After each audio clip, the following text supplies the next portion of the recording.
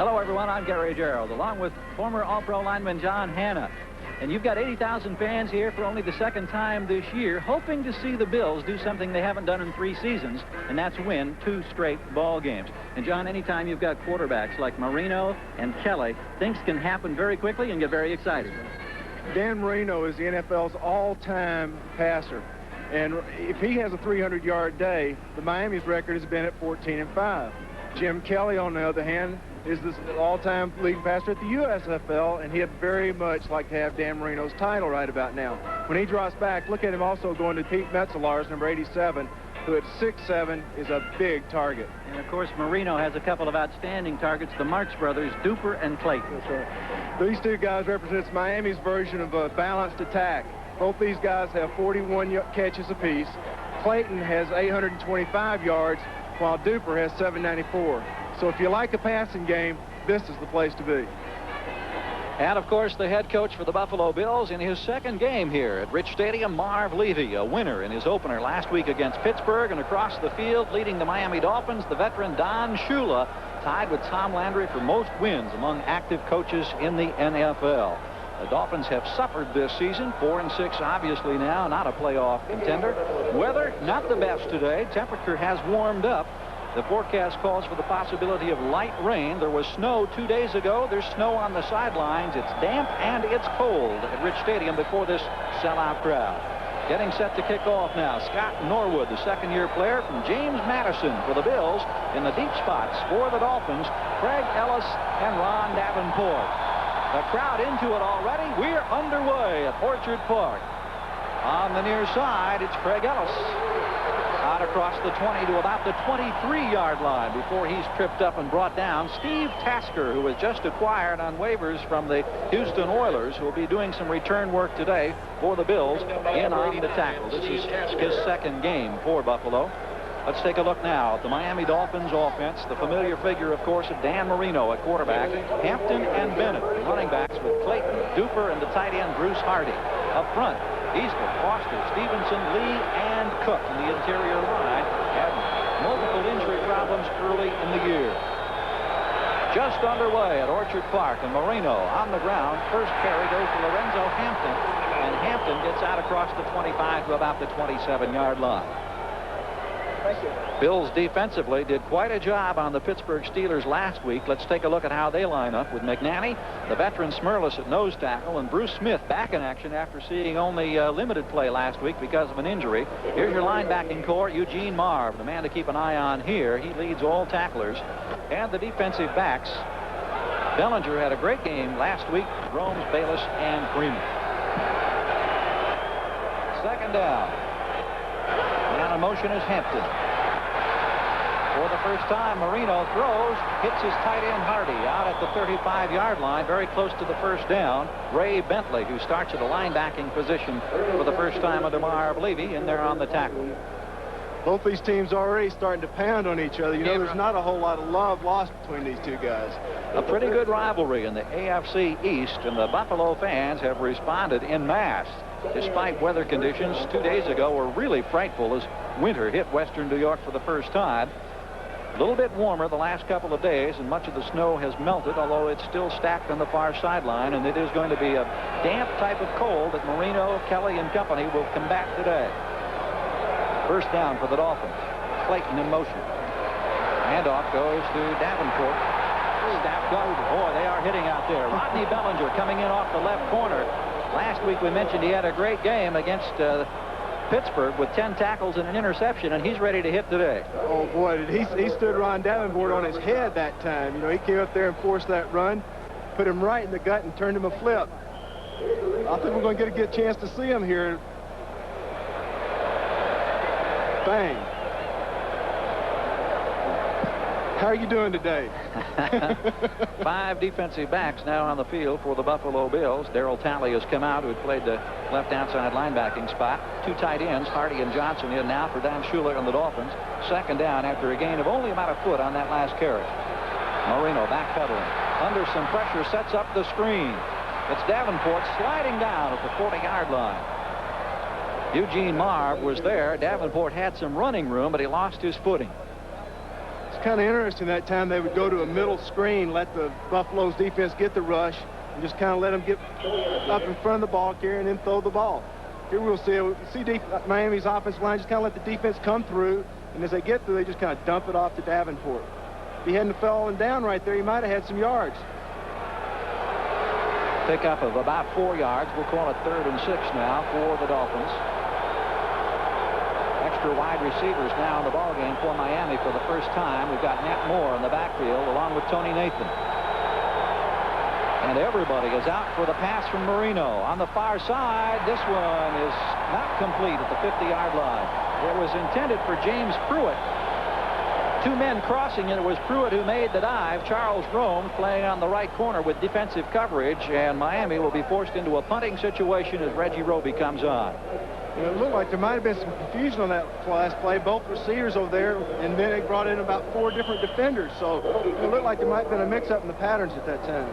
Ron Pitts out of UCLA anticipating the punt, standing back at his own 16-yard line. Roby, in the first meeting between these clubs this year, did not have an active day. Was never called on to punt the first time the Dolphins and the Bills met. And in that contest, Miami was a winner 27-14. Here's Roby, and he booms one. High and deep, fair catch called for at the 16-yard line. So the first change of possession in this one, 45 yards on the punt by Roby, who is averaging just a shade under 45 in the year. And now the crowd begins to build as Kelly comes out of the field for the Buffalo Bills. They love this man, the new quarterback this season for the Buffalo Bills. Let's take a look at his lineup. Riddick, who had a 100-yard rushing game, along with the rookie Byram, who gets his first start at fullback today. Reed, Butler, and Metzelars, the receiving core. Interior line, Jones, Richer, Hull, the rookie Wilford at right guard, and Joe Devlin at right tackle, a veteran of 10 years. Chris Burkett, who we expect to see a lot of action today, is slotted to the left side. Metzelars in motion as Kelly gets set to pass on first down. Under pressure, dumps it off to Byron. Byron with some room across the 20 to the 25, churning ahead to the 30-yard line. And nearly 80,000 in Orchard Park love it. 15 yards on the first play from scrimmage for the Buffalo Bills. Some hard running by Byron that time. He's got his chance as a starter, and he's making full use of that chance. Watch the leg drive on this guy. He kind of just floats out there and gets a screen pass. But when a guy gets a hold of him, he just keeps those legs pumping and driving, and he gets those extra yards. Getting set now for a first down play for Kelly after going to the air on the first play of the game. Riddick in motion. On the ground, it's Byram straight ahead, close to the 35-yard line. Byram, who has carried only 16 times in the season. That's in 10 games coming into this one, and he got 10 of the carries last week in the victory over Pittsburgh. Let's take a look at the defense now for the Miami Dolphins. They have been beleaguered, to say the least. The rookie Turner, along with the nose tackle Charles and big George Little at right end. The linebacking core, and you'll notice that Andy Hendel is playing for John Offerdahl. Offerdahl, the sensational rookie who's had such a terrific season, is hurting today and may not be able to see any action. An ankle injury compounded by a Monday night injury to his right arm. Kelly looking to throw, dumps it out on the flat, and Byram can't hang on. Carl Byram dropped that one. You see the reaction from Jim Kelly. You look at his stats for 1986, completing better than 61% of his passes. Nice little flare out, just kind of dumped it off to Byram. Didn't do much with it, though. It's kind of funny, both teams have kind of thrown a lot of underneath passes so far, just kind of set things up. I wonder how long it's going to take, though, before they start really going to their weaponry and going downfield with that ball. Well, 3rd down and 7. They've got 3 wide receivers in now as Burkett, Butler, and Reed are on the field for this 3rd and 6. Out of the shotgun, Jim Kelly calling the signals. You can hear him. Pump fake, got room to run. Needs 6 for the first down, and looks like he has it. Loses the football, but let's see if the play was ruled dead. I think he is signaling it dead. The ground cannot induce the fumble, so it looks like the Bills will maintain possession out across the 45-yard line. On the scramble that time, Kelly, who has a rushing average of nearly 5 yards per carry, going to work to get the first down. Kind of pumped that guy off, and he saw the daylight. They had good coverage that time. He had no choice. Don't you think Buffalo people get a little nervous, though, when they see Jim running with the football? Well, depending on whose numbers you listen to, that's a $7.5 to an $8 million contract that's out there scrambling around on that AstroTurf. Bills with their second first down. The handoff to Riddick, who gets his first call of the day, is out across the 45-yard line. Rob Riddick had 108 yards against Pittsburgh last year. His first 100-yard rushing game of the season. And you see his season data now. Pretty healthy average at 4.8 per carry. Nice average. So you see here he's coming through the ball. But what Miami has done is they've closed their big defensive linemen, the ends, and put them over the guards. So they've reduced them and really stuck the middle up so you can't really get a good run up the middle. And they're forcing the running back or the running game of Buffalo out over the offensive tackles, where usually you run over the guards when you play Miami. Reed in motion, handoff Byram straight ahead for a tough yard or two, and that's about all this time. Center of Miami's defensive core sagging in there, led by T.J. Turner. Thomas James Turner, rookie out of Houston, checks in at about 265 pounds. Going to be interesting to see, John, the impact today of the loss of John Offerdahl. Offerdahl has been such a sensational player. In fact, Don Shula and many of the coaches have related his impact as a rookie to the impact that Dan Marino had on the offense. And of course, Miami has needed all the defensive help they could come up with this year, as you take a look at Chuck Studley, the coordinator, out on the far sideline. 3rd and 5, everybody bundled up against the cold. Temperature in the upper 30s just before game time. Reed again in motion now as Kelly backpedals, has a blitz to face, and he completes the pass over the middle to Reed. Reed at the 40 and out of bounds at the 38-yard line. Miami came with the blitz. Hindle was coming up the middle, but able to get the pass off in time was Jim Kelly to Andre Reed for a 15-yard gain. I'm sure Andre was sitting out on the sidelines, and when he started his down pattern, he saw the blitz coming, did a little side adjust, came across the middle, and nobody was there. Nice read by not only Andre, but also Jim Kelly, seeing it come across through there. 15-yard gain. Nice block there at the end, too. Yeah, nice hit. Coming across was Paul Langford from the opposite corner, trying to chase Reed down. Ball is spotted at the 38-yard line. First time for the Bills now to be in the opponent's territory as Metzlars goes in motion. Kelly with good protection dumps it off on the far side. It's Metzlars, leading receiver this year, down at the 33-yard line.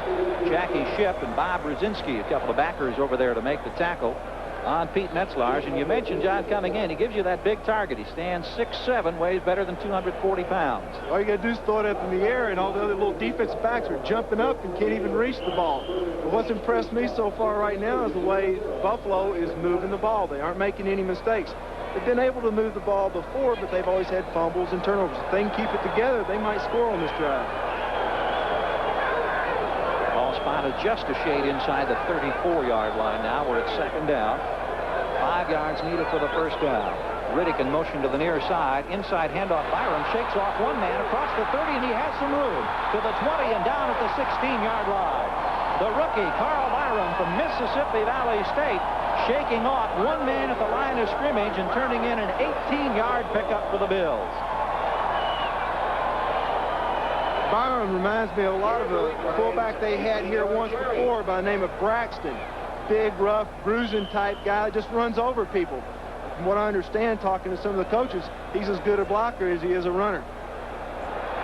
Blackwood and Brown finally able to muscle him down at the 16-yard line. Another first down for the Bills, who've been impressive in their first series midway through the first quarter at Orchard Park.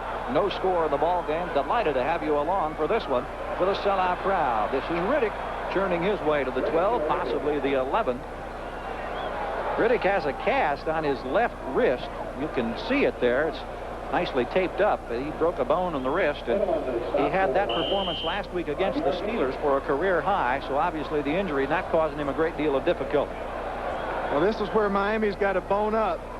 You know, they've always been known for the time where they can kind of give yardage and give yardage, but this year they haven't stopped them when they've got inside the 20. Let's see if they're going to do it today. 2nd down. Ball just short of the 10-yard line. Riddick and Byram in the I formation.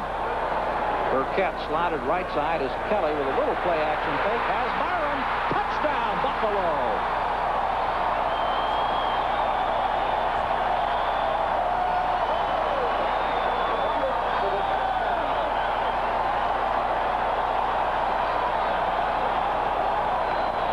see the snow in the background on the sidelines, but let me tell you, this place is warming up in a hurry as the rookie, Carl Byram, takes in a 10-yard touchdown pass from Jim Kelly, and the Bills lead it by 6. This is the last thing that Miami wanted to see happen, is let Buffalo get up on them. Because those guys get excited, they can go crazy. They've got the talent, they just haven't put it together yet.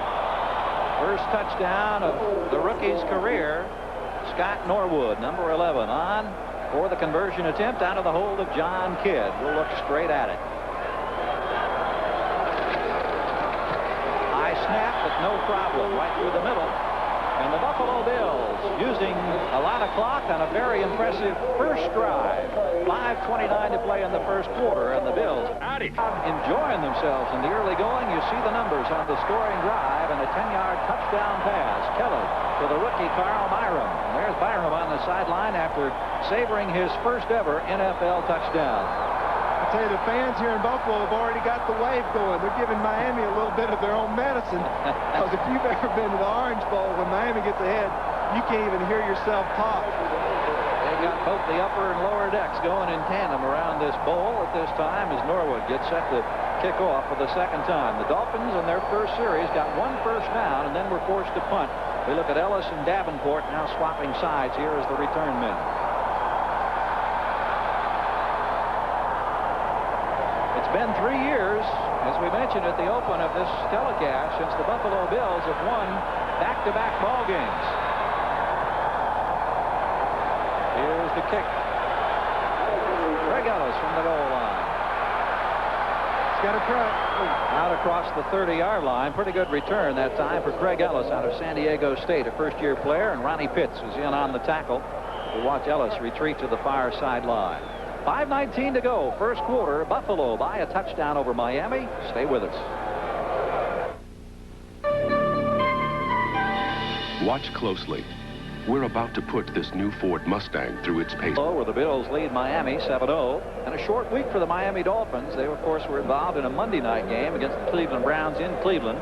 Cleveland prevailing 26-16 in that one, and Bernie Kosar had just one of those sensational performances as he threw for 401 yards. Don Shula trying to forget about the woe of Monday night in Cleveland, concentrating now on the task at hand here in Buffalo. His ball club gave up 558 yards, which is one of the 5 leading or worst performances on the part of the Dolphins in the club history in that Monday night game. That's right. And this man right here is not used to losing. He's not a loser at all. He's a winner in every sense of the word. Here's the man who has made the Dolphins a winner in recent years, quarterback Dan Marino, getting set, trying another series now, starting from their own 31-yard line, trailing by 7. Handoff goes to Woody Bennett, being chased and dropped for a loss. Bruce Smith, second-year player out of Virginia Tech. Boy, he had good penetration that time. He blew by somebody in that offensive line. I couldn't tell for sure, but it looked like he had just kind of a little slant in where he went inside the offensive tackle and went underneath and made the sack. You can see Foster had pulled, and he did. He came underneath and ran Bennett down. Not so gently, I might add, either. Very emphatic tackle. He's a big man at 6'4", 280 yards. As we watch him get into position now. Second and close to 11. About a half-yard loss on that carry for Davenport. Miami's ground game has really suffered through the season. Here's the pass intended at the 40-yard line for Moore, incomplete. Over on that corner, Rodney Bellinger was there, and also you saw the inside backer Ray Bentley, number 50, in that same territory. We checked the 10-minute ticker for the first time this afternoon. The Giants with a field goal early up on Minnesota. No other scores in this particular panel. Houston and Pittsburgh are 7-7. Walter Abercrombie with an 8-yard run. Moon going to Givens for 33 yards. And Green Bay on a Randy Wright touchdown pass to Philip Epps leads Tampa Bay. Here are our scores, 7-0. We have 4.5 minutes to go in the first quarter as we look on Rich Stadium. Sellout crowd for the second time this year. This facility seats just over 80,200. Marino waiting and dumps it over the middle and has more underneath. And he's tripped up in an excellent tackle by Derek Burrows. The veteran Nat Moore tripped up that time by Burrows. You know, Derek Burrows was the starter. In the last 2 weeks, he's kind of been sitting on the sideline. And every time he's in there on these, you know, 3rd and long situations, he has made the most of it. So you can see right here, nobody's around, but with just superior hustle, he got in there and really saved what could have been a first down. So Roby comes on to punt as the Dolphins can't get the offense going, and Ron Pitts is back awaiting the kick, standing now just behind his own 20-yard line at about the 19. Look at the numbers on Roby.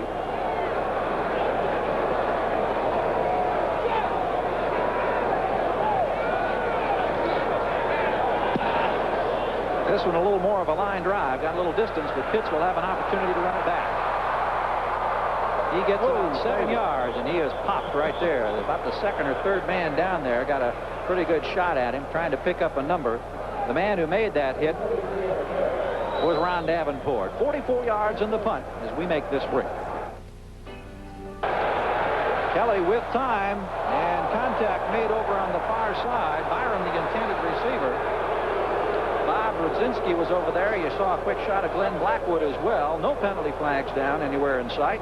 Some of the Buffalo fans not real happy with that fact. Well, it was a legitimate number 50 on the left side of your screen there. Comes in with a little blitz. And although he gave it a good shot of blocking, Rob Riddick just didn't do quite the job he needed to do and put a little pressure on Jim that time. Blackwood was thinking, I think, perhaps about trying to pick that one off and get to the end zone. Man who has 25 interceptions in his career. Had a 10-tackle performance Monday night in the loss against Cleveland. Little play action fake from Kelly. Now Kelly fires down the middle, and look at this. Oh, no. Ricky Moore can't hang on. Oh, my. Play action fake, and look at the reaction. Downcast eyes from Jim Kelly because he knew he had something going there. And Ricky Moore just couldn't hang on to it. And he can't afford to make those kind of mistakes either, because Ricky Moore is fighting right now. He was the starter at the beginning of the year. Carl Bynum came in, took his place, and now he gets an opportunity. You make a mistake like that, you have to go back to the bench and say, oh, man, what have I done to myself? It's going to be lonely back on that bench after that type of a drop right there. Obviously, with cold weather, all the receivers wearing gloves. Weather could be a factor, but it's something that every receiver in the NFL, of course, has to get used to. And a tough drop there for Moore. Kelly trying again. This one intended for Reed at the 33-yard line, a little high that time. Andre unable to pull it down. One thing I'm really impressed with, though, is the time that Jim Kelly's getting back there. You know, that's been one of the digs on Miami's defense, is the fact that they haven't been getting the pressure in. And one thing I can't understand about Miami is, you know, their best pass rusher, Doug Betters, is on the bench right now. John Kidd standing back, punt formation now, awaiting the snap at his own 14-yard line. Craig Ellis awaits the punt for Miami. High snap. Kidd pulls it down and gets the kick off. Not particularly long at the 32-yard line. And look at the coverage downfield. On the part of the special teams, that's Steve Tasker once again. He had 3 tackles last week in his first appearance in a Bills uniform, and a big one here. 3:04 to go, first quarter. 4 years ago, Ford Escort became the world's best-selling car. Craig Ellis fielding a 39-yard punt, and this was the reception he got from Steve Tasker. Boom, right there. And let's check the reaction of the kicker, Kidd, because he had a high snap from center. He was delighted to see that downfield coverage. Here's Marino backpedaling to the 24. Firing far side. Pass is complete. And on the sideline pulling it in is Clayton. Mark Clayton in the grasp of Charles Rome, picking up 11 yards on the quick hit from Dan Marino. We check the ticker. Cincinnati draws first blood against Seattle. Giants and Minnesota now deadlocked with field goals. Other activity in the early games today. Still no change here. Houston and Pitt tied at 7. And Green Bay on another Randy Wright touchdown pass. This one going to James Lofton. 2-touchdown advantage against Tampa Bay. Out of the 46-yard line. Dolphins trailing 7-0. Hampton straight ahead for only a yard or two. Ray Bentley, the first-year linebacker out of Central Michigan. He was an all-league player in the USFL for the Michigan Panthers, making the stop. Ray Bentley's a big linebacker. He's about 250, and what he's known for is being able to come up and take on a big guard when he comes out on him and shed him and make the tackle. That's just what he's done. And, you know, it's funny the way he got his start is because George Cummings so small and then Tony Furjanic being injured. Second down now. Pickup of 2 on the last carry. 8 yards needed. Miami close to midfield. Penalty markers are down. Pass is dumped off to Davenport. Gets into Buffalo territory for the first time. But once again, the penalty markers are down on that play as it unfolded. Eugene Marv and Lucius Sanford, backers there on that right side, combining to make the tackle. Or on the strong side, we should say. Miami has always been known to be able to draw the opponent off sides. You know, they started with Bob Grease. You know, he'd get that count and he'd flex that voice and people would start jumping and quivering and get that extra 5 yards. And I think he must have carried that trait on right to Dan Marino, because apparently, you know, you can see them start bobbing that head and barking those signals, and he'll put an emphasis where it shouldn't be. Offside, defense, number 78, second down. It'll really cause some defenses some problems, at least make them honest. That's Bruce Smith, who is offside. Let's take a look. Number 78, making the movement there at the top of the screen. Miami in Buffalo territory for the first time now, needing 3 yards to get the first down. This is second down coming up. Hampton and Davenport are the running backs. Marino possibly checking off here. Buffalo making a defensive adjustment now as Marino looks to the right side, completes the pass. Duper still on his feet and finally out of bounds at about the 37-yard line. Duper with a lot of little head fakes there and managing to stay in bounds before Bentley could bang him out. 9-10-yard pickup on that pass from Marino. Not only was it a few head fakes, but a few jitterbug steps. I mean, this guy's feet's moving 90 miles an hour. How would you like to be in the open field trying to tackle that guy? No, thank you. That's why I played offense. Or for that matter, his fellow receiver that we saw at the top of the show, Clayton and Duper. What a combination. Hampton in motion, Marino looking toward Hampton and has him in his sights down at the 30-yard line, be short of the first down. But a nice pickup as the Dolphins now begin to generate a little momentum. We've got some contact over on the far sideline after that 8-yard pickup to Lorenzo Hampton. Getting a little excited there, but the thing that I see right now, Buffalo's defense, they're really protecting themselves maybe too much by dropping all their defensive backs too deep. And they're giving up these little underneath patterns. And a 4- or 5-yard pass in the long run is just as effective as a long bomb. Have a minute and 10 seconds to go in the first quarter with Buffalo leading. We watch the defense get set, and now Marino into the crouch. Second down, 2 yards needed for the first down. Straight ahead on the dive play, Davenport. Doesn't look like he got it. Fred Smerlis, the nose tackle, a veteran of some 8 seasons, leading the charge. Fred Smerlis is you got a great matchup. Both those guys, Fred Smerlis, Dwight Stevenson, both Pro Bowlers. Great fight out there. You know, watch these two guys go after each other. And makes the tackle. That's a great matchup. You've got Pro Bowlers, as you mentioned, in Stevenson, number 57, the center for the Dolphins, and 76, Smerlis, who's a 4-time Pro Bowler, the nose tackle for the Bills. You know, and what Fred wants to do after he gets through with football is be a pro wrestler. Third down, a yard needed. The handoff inside, Davenport, and I'm not sure that he got it this time. Rodney Bellinger with penetration from the left corner, number 36, in there to make the stop. And you see an anxious Don Shula trying to get an eyeball there on the sideline to see whether or not they got the first down.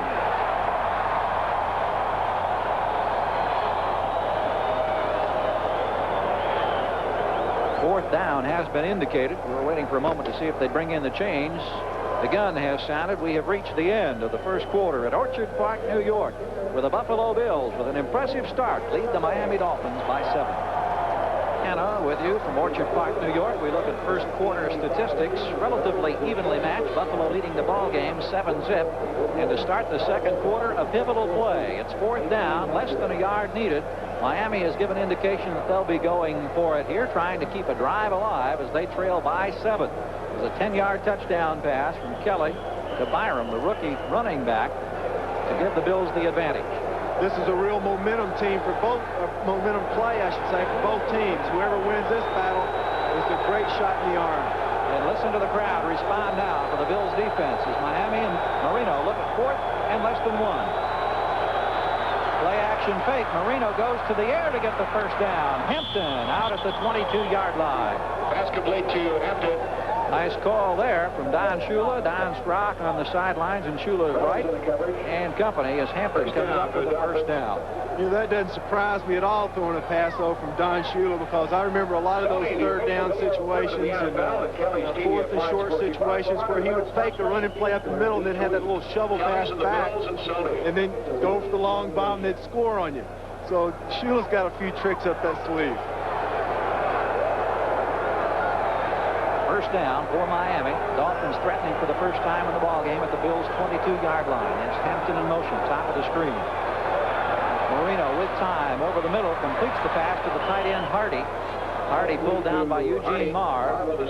Penetration carried him inside the 20-yard line. We'll wait for the spot as we take a look at Big Bruce Hardy. Checking the ticker, Cincinnati with a touchdown advantage over Seattle. Everything else looks the same. Atlanta now with a field goal up on Chicago. Houston trailing Pittsburgh. And a 72-yard touchdown pass, Joe Ferguson to Jeff Chadwick, has given Detroit the advantage over Philadelphia. At the 19-yard line, second down and 7 for the Dolphins. Marino fires over the middle, has his man.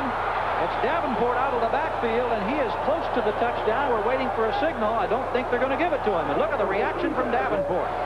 He thought he had 6. They are giving it to him this way. He may still get 6 before it's over, but as of the moment, he has not scored. I think those guys up in the booth are taking a look at that. Touchdown. There's your indication. Bob Frederick says, I'm going to take charge. Here's your decision. It is a touchdown. Davenport was incensed because he thought they were going to deprive him of 6. We get a shot to look at it. I don't know whether the guys up in the booth, those extra officials they got up there looking at the same thing. We'll just see what we think here. That's close. That was close. You're going to break the plane beneath the ground. That's very close. I understand now why they had a little discussion anyway. Ron Davenport's first touchdown of the season. He had not scored yet this year. Wad Reves now comes on for the conversion attempt, and of course the backup quarterback Don Strock is there to hold. This one is still, now we've got a delay down here and another discussion as Davenport, hands on hips on the far sideline, snow in the background. Waits now, and perhaps could there be a controversy or a decision taking place in that upstairs booth? That's certainly what you have to begin to wonder. They're talking about it still. I think they're like us. That replay might not have been enough to decide on. The umpire has the microphone headset in contact with the replay booth. Replay official for today's game is Chuck Heberling, and I think that's exactly what they're doing. Now, it's not the gentleman you see in the front row, but it's that second level back up in there is where the replay booth is located here at Rich Stadium. They're sitting back there rubbing buttons and everything else trying to get that thing back and forth. They don't know what they're doing back there. They have to have what they term indisputable visual evidence, and we'll take another look from a different angle now. Let's look at this. Tough to tell, I think, from this angle straight on because of the depth of the lens. Well, the question was, too, not only did the ball go across, but also which hit first, the ball or the knee? You know, was he down before the ball crossed the goal line? It's a lot of things to consider right there. It would appear that that angle would be inconclusive. The other angle, however, would be the telling one, and we have what has become a fairly common procedure this season in the NFL, a delay here of more than just a few moments.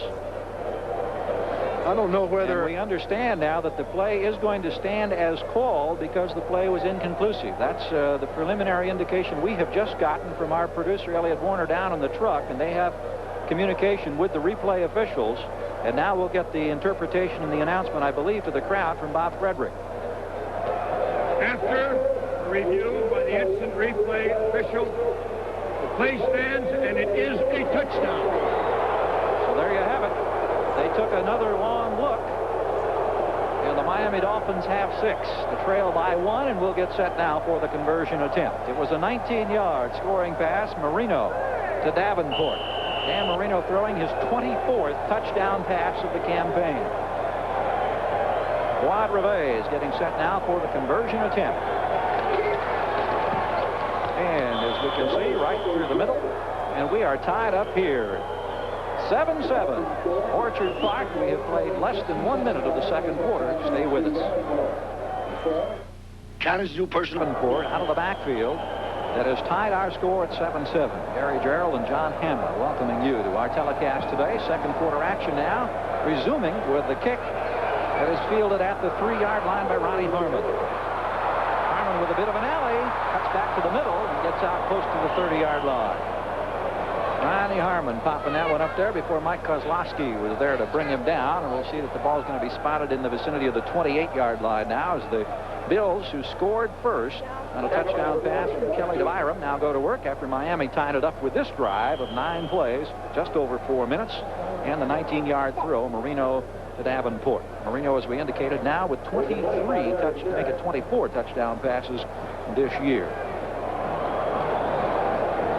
First and 10 for the Bills. Kelly with 14 touchdown passes this season, counting the one on the Bills' first drive. Has Andre Reed in motion. Play action fake. Dumps it off for the screen on the far side. Reed loses the football, but he quickly gets back over it. He tried to set up the screen that time. George Little, number 99, was in there. And you see Jackie Shipp as well. Jackie Shipp really had a ball game, perhaps his best game defensively of the season. It's hard to say that after the Monday night game when you lose to Cleveland the way they lost, but he was in on 16 tackles in that ball game. Well, you know, it is hard to say, you know, a guy you're losing and all this, but there's still some good individual performances out there, and sometimes you have to overlook the record to see who the good athletes are on the team, and he's one of them. Kelly's last 5 passes have been incompletions. He's hoping to break that string now with a 2nd and 10 from his own 28. Byron back to block. However, he has to scramble, dumps it out to Metzlers. The streak is broken, and Pete Metzlers is out to the 32, close to the 33-yard line, and George Little again was there on the tackle. Penetration that time came from the nose tackle, Mike Charles, and you saw Kelly start to roll out of the pocket to the right side. He rolled right into the path of Mike Charles. What he saw was number 99, George Little, coming inside. Then Mike Charles went outside and kind of twisted around. He kind of thought that lost contain was going to roll out, but he just got confused. I think he missaw what was going on. Bob Brzezinski making the tackle. 3rd down now for Buffalo. Their own 32-yard line. Score tied at 6. Kelly out of the shotgun with pressure. Has to hurry the pass. It's tipped away at the last moment. Good defensive play from the veteran Don McNeil that time, number 28, as he tried to hit Ronnie Harmon. McNeil is a guy who's in 6 years in the NFL has really had his share of injuries. He's had a knee a couple of times, an Achilles. He had a broken arm, I remember, one season, a broken wrist. He tore some ligaments in his thumb. Well, you talk about having to play with pain. I suppose McNeil qualifies on all counts. Craig Ellis back anticipating the punt from John Kidd. Kidd gets it off, and boy, he nailed this one. Look at Pitts back up. Or Ellis, I should say, to the 14-yard line, and then he slips down at the 19. Craig Ellis had to backpedal to pull that one in. Got 3 or 4 steps when he slipped down and then was hammered. A 54-yard punt in a tie ball game at Orchard Park. And the enthusiasm of a sellout crowd of some 80,000 here on a very cold day. This is definitely overcoat weather today, John. Well, I tell you, it's cold. It always is in Buffalo. Indeed. Temperature at game time was in the upper 30s, close to 40 degrees. Possibility of some rain or snow showers later in the afternoon. 7-7 ball game at the moment now as Marino goes to work. He's got receivers all over the place, firing for the far sideline, incomplete. It was Duper at the 38-yard line. You know, I think this points out something here that, you know, it's might not be really evident to people at home, but there's a big crown on this football field. And it's about a 2-foot drop-off from the center of the field to the sidelines. And when that happens, you know, the quarterbacks come in, they tend to either overcompensate by underthrowing the football, or else they'll overthrow it and miss the guys by a mile. We'll update the 10-minute ticker. The Giants have now taken the lead over Minnesota. No other changes in this first set of 3. Pittsburgh now with a 2-touchdown advantage over Houston. 1-0, 14-0. Yeah. I thought we had a baseball score going there for a moment. Here Here's Hampton now. Swing on the right side. Not much working. Lorenzo Hampton trying to find something on the right side, but Steve Freeman, the free safety, was up there along with several of his teammates to seal that one off for the Buffalo defense. Buffalo's defense has been playing good football against the run. Their weakness has been against the pass. And that's how Miami scored the last drive, basically little short drop passes and, finally worked their way down in scoring position. Last week, the Bills held Pittsburgh to just 53 yards rushing and less than 200 yards total in the game. That was an unusual ball game because there were wind gusts of close to 50 miles per hour throughout that game. It was really tough for the passers and the kickers, but Buffalo won a big ball game for Marv Levy in his first game as head coach. Third down now. Marino out of the shotgun. Looking long down the middle. Pruitt has it at the 44-yard line. So once again, Marino goes into that arsenal, and he comes up with James Pruitt, the rookie from Cal State Fullerton. And he comes up with a big catch, 24 yards on the gain. And you see Pruitt's numbers for the year. Again, when you see James Pruitt, number 82, out here, you'll see that he's up in front of the defensive backs. I still say that I think Buffalo's defensive backs are too cautious. They're trying to play too deep on, not being more aggressive. So from the 44-yard line, a Parka now for Pruitt, and Marino goes to work with a first down in this series.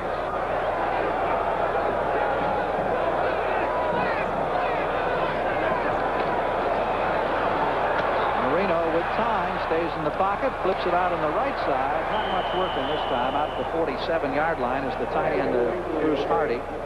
Martin Bayless with the tackle. Reminder that we'll be selecting the Budweiser Most Valuable Player for today's game at the conclusion of this contest. Two teams that we thought, are out of contention, they're not really, supposed to be great teams. This is an exciting ball game. Both these guys are really hitting each other. We've seen some good offense so far. As you mentioned right in the first moment, John, there's quite a rivalry between these two teams, the Dolphins and the Bills. Not a lot of love lost between them. Two tight ends now from Marino. As you saw his numbers, he's had another impressive performance, hitting 11 of 14 thus far, and goes to work on his 15th passing attempt. He drills this one in at the 45-yard line, and it is caught, I believe. It's the tight end Hardy who came out of there. We weren't certain at the moment who had the football. Darryl Talley, outside backer, making the tackle. Bruce Hardy gives you that good dependability. He's closing in on 200 career receptions now in his 9th year. In fact, he's a proud father, I understand. Just a week ago, his wife Joni gave birth to their 4th son, Matthew. I think Miami might be one of the most prolific teams in the NFL this year. Not only did he have a son, but I also heard that there's a couple other guys on the team that are going to have children. I heard my mind slipped. Glenn Blackwood's going to have a kid, and Tony Nathan's going to have a little baby here. So there's a couple of them. Well, Marino, after a quick conference with head coach Don Shula, now has a first down to work with in Buffalo territory. Buffalo scored first. In case you've just joined us, it was the first series for the Bills, and it was a 84-yard drive, 10 yards, Kelly to Byram. Marino answered back with a 19-yard touchdown pass to Davenport, and the Bills now digging in their own territory against Miami. Marino with plenty of time fires, and it's Bennett at the 34-yard line. Out of the backfield, Woody Bennett brought down by Talley. Dan Marino has so many receivers that he can go to in that offensive scheme for Don Shula. You hear about the Dupers and the Claytons, but we just saw Hardy make a catch. We saw Bennett out of the backfield, a touchdown pass to Davenport earlier out of the backfield. That's a real arsenal. Dan Marino's got all the time in the world. But, one of the prerequisites of coming to Miami, I think, now with him back there, is you've got to catch the ball. But, again, he does have time to deliver, too, and somebody's bound to be open if you give him that much time.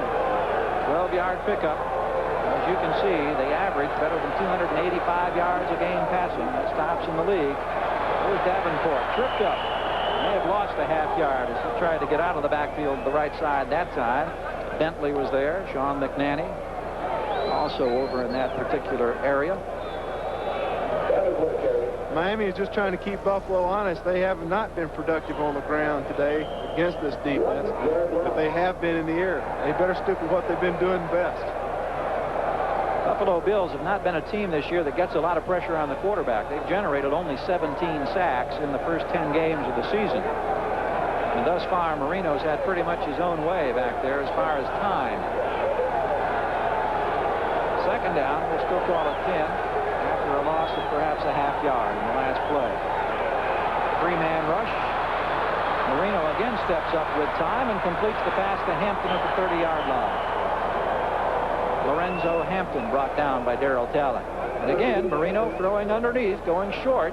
We've only seen him go long on a couple of occasions to either the speed merchants, Duper or Clayton. You can see everybody there at the bottom of your screen just dropping straight back. They say, well, you're not going to burn me. We'll give you the little short stuff, or you're not going to burn me. So that'll bring up now a 3rd and 7 situation. Talley making the good clean tackle that time. 4 wide receivers now in for this 3rd down play. The Bills with an abundance of defensive backs as well. Out of the shotgun, Marino. Little pressure this time, had to hurry it, intended for Nat Moore and didn't get it there. And that's what a little pressure can do up the middle. That helps your secondary 100% because it makes the quarterback throw the ball quick. The receiver doesn't have time to go out and run a pattern, and then he's, all of a sudden he says, well, I'm covered, let me make another move. And then he makes another one. Sean McNanny, number 95, and we'll take a look at Marino now as he gets hit just as he started to release the ball.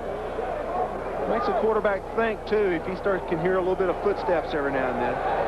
Reves is on for a field goal attempt, and this will be a lengthy one. Going to be spotted at the 47-yard attempt now for Juan Reves. 7 of 14 this year. That's the lowest percentage among field goal kickers in the NFL, and it's blocked.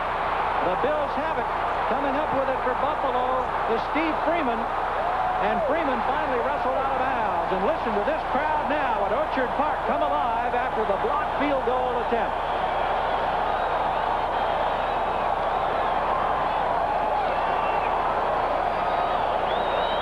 Steve Freeman alert, made the big play. But I think there's a mistake that's, we've seen 3 people fall down today. We've seen 2 receivers that caught the ball go down, they fall down. Now we see the kicker here. He goes up, he plants, he slips, he falls, he misses the kick. The mistake that's made out there is they didn't bring the right shoes with them. They should have tested those shoes before they ever got on the field so they wouldn't be making those kind of things. That's just equipment fault. The crowd into it once again now as the Bills in Miami territory after a blocked field goal attempt go to work, and it's Kelly looking deep. Fires to the sideline, and this one underthrown intended for Burkett. That was a poorly thrown ball. Buffalo this time, they've got great field position. They've got to capitalize on it right now. Let's take a look at the block now. Fred Smirla's right up the middle. Dry one.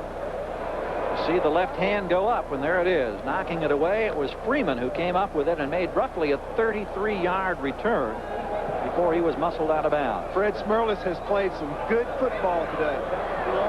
Indeed he has, and that's a big lift for this ball team in a tie contest at 7-7, 6:50 to go in the first half.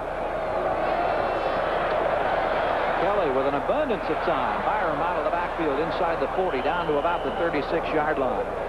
Carl Byram, who caught a 10-yard touchdown pass earlier, pulling this one in as we check the ticker. Cincinnati's lead is now 10. The Giants up 3 on Minnesota. 21-7, Pittsburgh over Houston. Still no score between New Orleans and St. Louis. And no other changes here in the games at Philadelphia and Green Bay. We're tied at 7 with 6:19 to go and the clock running here in the first half. And a very entertaining first half before a sellout crowd of some 80,000. Rich Stadium at Orchard Park, New York. Good look at Jim Kelly. They love this man in Buffalo. Inside handoff. Riddick, he's got some room. He's just short of the first down, it appears. Glenn Blackwood was over there to bump him out of bounds. The inside handoff to Rob Riddick, and it looks like he came up just short. And Don Shula is really giving what for to one of the officials on something over on that far sideline. I don't know what he's talking to him about, but I do know this. Glenn Blackwood, who they say is a slow guy, really made a great play to keep him from making that first down. because there was nobody over there. Just two guards in blue leading the way.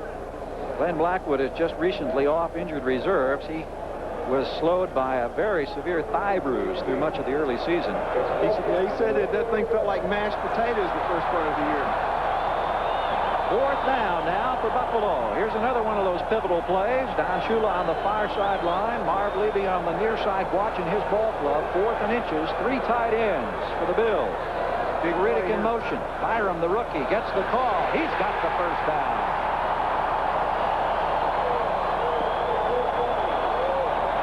Well, the rookie making the most of his first start.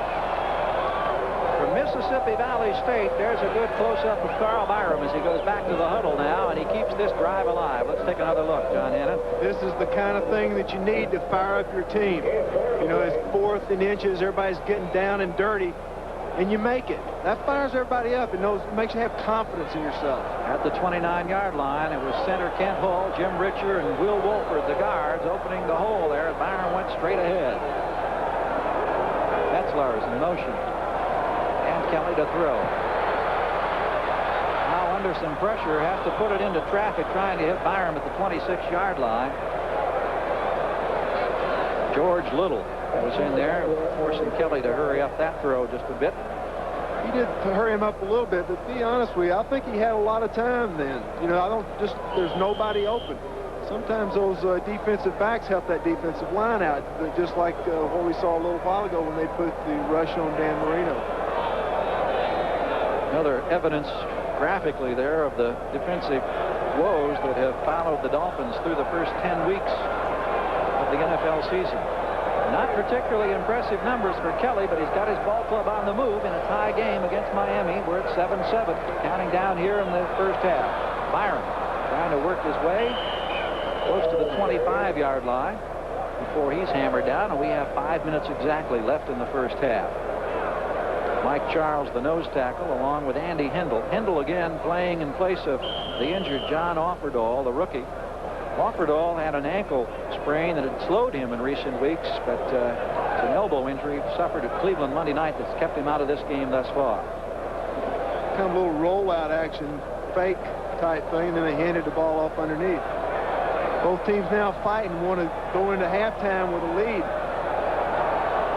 7-7, 4.5 minutes to go first half as Kelly goes to the air. Wide open over the middle is Butler and is pulled down at the 11-yard line. Jerry Butler pulls that one in. Another first down for Buffalo on a 16-yard pickup. One of the extra defensive backs, the rookie, Renee Thompson, there on the tackle on Jerry Butler.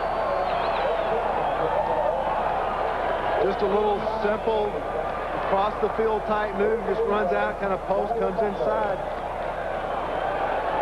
Nothing fancy. And sometimes that's the best way to do it. Thompson getting an assist and Blackwood on the tackle. Bills, however, on the move. Deep in Miami territory, just short of the 10. Riddick, the ball carrier, with a head of steam. Look out! Riddick scores for the Bills.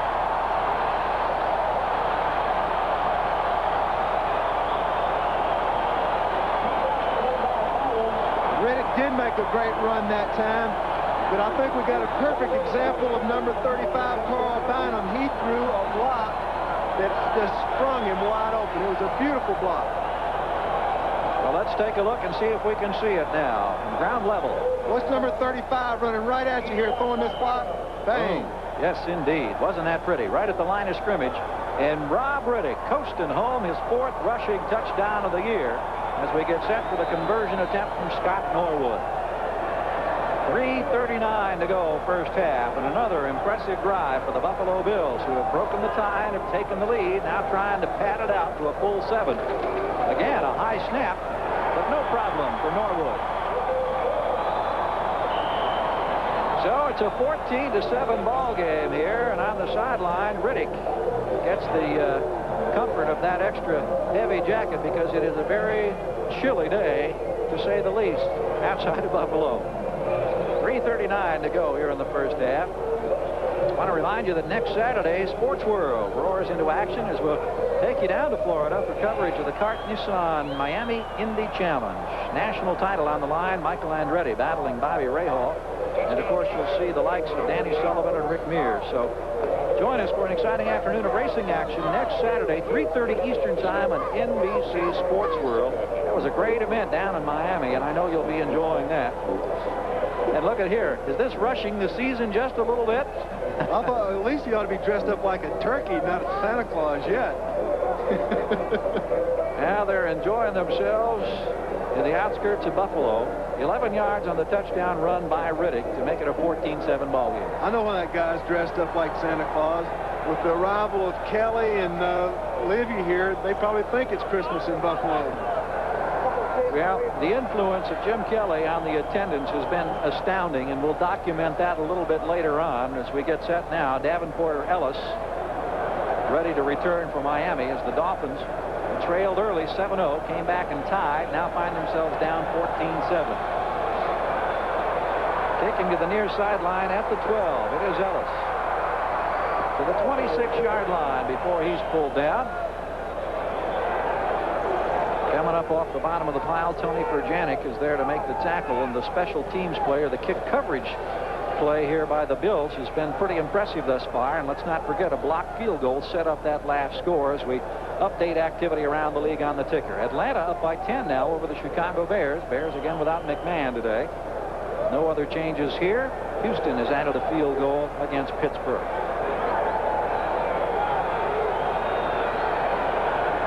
14-7 score this week.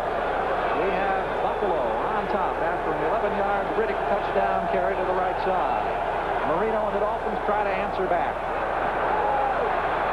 Marino on the right wing. This one out of the grasp of Woody Bennett at the 31-yard line. Harold Talley playing on that outside linebacker spot with the coverage over there. Bennett coming out of the backfield. There's 3:27 left in this first half. And if there's anybody that I would want on my team on offense, it would be that guy right there, number 13, Dan Marino. Because he doesn't need about 10 seconds to get that 7 points back up on the scoreboard and send it back in at halftime at a tie. Now, through the years, they've talked so much about that terrific quick release. And we say through the years, it's like he's been around forever. This is only he's a 4-year veteran, but you look at the numbers that he's rolled up in less than 4 full seasons, and it is just astounding.